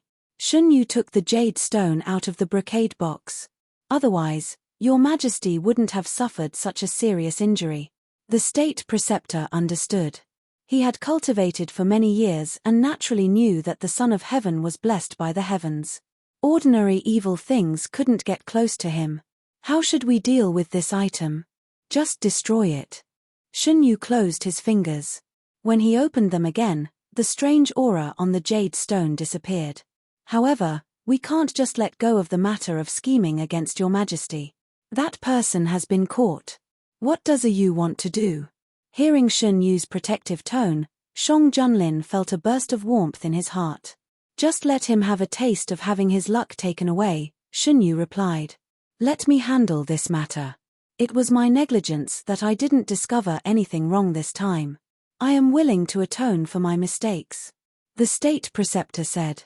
Yes, I will leave this matter to you. Shang Junlin still remembered that the state preceptor had said that immortals couldn't have too much karma with the secular world. Shen Yu's karma was enough for him. After handing over the matter, Shang Junlin took Shen Yu to play in Qingju for a few days. He wanted to show the youth the prosperity of the human world and give the youth the best he could. After the matter in Qingju was over, Shang Junlin's injury was almost healed. The group set off for the capital. Prince Li waited in his mansion for a long time, but he didn't receive any good news from Xu Daozhong. Instead, he was getting more and more unlucky. He was injured when he went out. Finally, he met the cold imperial army. The conspiracy of many years was exposed. The imperial army came too quickly. Prince Li was not prepared at all. Prince Li colluded with Xu Daozhong to harm the innocent. His crime of plotting rebellion was announced to the world. For a time, everyone wanted to punish him. Shen Yu and Shang Junlin returned to the palace. This time, Shang Junlin didn't continue to hide his existence. After the matter of Prince Li came to an end, the courtiers found that there was one more young man in the palace. He ate and lived with the emperor. Their posture was intimate. He even lived in the emperor's bedroom. What does Your Majesty mean? What is the origin of the person in the palace? Why does Your Majesty, who has always been averse to beauty, behave like this? All kinds of questions appeared in their minds. All kinds of memorials about Shen Yu flew to the palace like snowflakes. What surprised the courtiers was that the state preceptor, prime minister, and other courtiers didn't do anything. They didn't persuade or ask about it. It was another memorial about the young man. Shang Junlin just glanced at it and threw it aside. Did someone embarrass Your Majesty? Shen Yu took a piece of chestnut cake and walked over. Shang Junlin still dealt with official business in the imperial study. Unlike before, he packed Shen Yu and brought him here. The imperial study, which used to be serious, was full of things Shang Junlin prepared for Shen Yu. Gadgets, stories, snacks, fruits, everything. For Shen Yu, it was the same everywhere. Shang Junlin wanted him to stay by his side. He said that it was lonely to deal with government affairs alone. Shun Yu thought that when he was alone, he wasn't as happy as when he was with Shang Junlin, so he agreed. Shun Yu asked this because in the story he read 2 days ago, the main character, the emperor, was restrained by his courtiers and couldn't issue any government orders. Shun Yu didn't know how Shang Junlin got along with the courtiers. He thought that Shang Junlin was like the main character in the story and was bullied. Shang Junlin wanted to explain, but then he thought that misunderstandings might not be a bad thing. He patted the seat next to him and said, "You, come and sit." Shun Yu sat down and said, "You are the emperor. How can you be bullied?" "They didn't bully me." Shang Junlin stretched out his long arms and hugged the young man. "It's just some small things that annoy me. For example, Shun Yu's matter." Shang Junlin didn't intend to tell the world about the young man's true identity. It wasn't necessary. It was enough for him to know. But those people didn't let it go and insisted on asking for an explanation. Shang Junlin kept these things a secret. He didn't let anyone reveal it in front of Shun Yu. A high and mighty immortal didn't need to worry about such things, but, "You agreed to be with me. Shouldn't you give me a status?" "What status?" Shun Yu didn't understand why the topic suddenly changed to a status. "In fact, the courtiers kept sending memorials to me because of the matter between you and me. In the mortal world, people who are close to each other will be married. I and you are so close, but we haven't made our relationship known to the public." Shun Yu was stunned. "Your Majesty wants to marry me?" Shun Yu remembered that when Shang Junlin made it clear, he said that he liked him so much that he wanted to marry him. But the other party didn't say anything, so he didn't continue to think about it. "I really want to. It's best to let the world know that you and I are a couple." Shang Junlin intimately rubbed Shun Yu's cheek. "Is you willing?" Eunuch Meng stood at the side and looked down, secretly saying, "Your Majesty is really tricking immortals." Shun Yu imagined that he would be accompanied by Shang Junlin in the future. It didn't seem impossible. After nodding, Shun Yu was kissed fiercely by the man who couldn't control himself. Shun Yu's breath was stolen. The man was so strong that Shun Yu had to hook his neck. After the kiss, Shang Junlin didn't let go of the young man in his arms. He kept pecking the other party's face. "You, how lucky I am." The ministers didn't wait for an explanation from His Majesty. Instead, they heard that His Majesty was going to get married. They looked at each other. What's going on with His Majesty? What's the identity of this young man that His Majesty brought back from Mount Shi? It's only been a few days, but His Majesty already has the idea of getting married. Before this, no matter how they wrote, His Majesty wouldn't agree to confer the title of Empress and take in concubines. The state preceptor, prime minister, and others who knew Shun Yu's true identity felt even more complicated. Will His Majesty really be okay? The prime minister looked worried. From the looks of it, the immortal doesn't seem to have no feelings for His Majesty. What's more, if the immortal isn't willing, even if His Majesty wants, it won't happen. If the immortal is willing, His Majesty will announce it to the world with great fanfare. The state preceptor comforted the prime minister. Actually, when he first found out what His Majesty was thinking, the state preceptor was also very worried.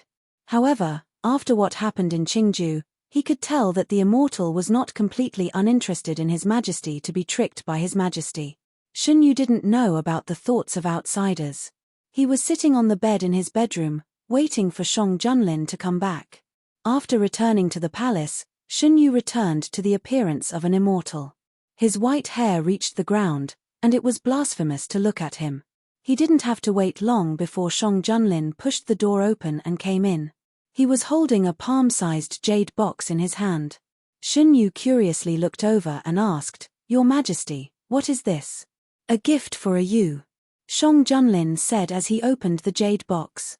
Inside the box, there was an anklet that glowed with silver light. The anklet was very thin and made of an unknown material. Under the candlelight, it glowed with a faint silver light.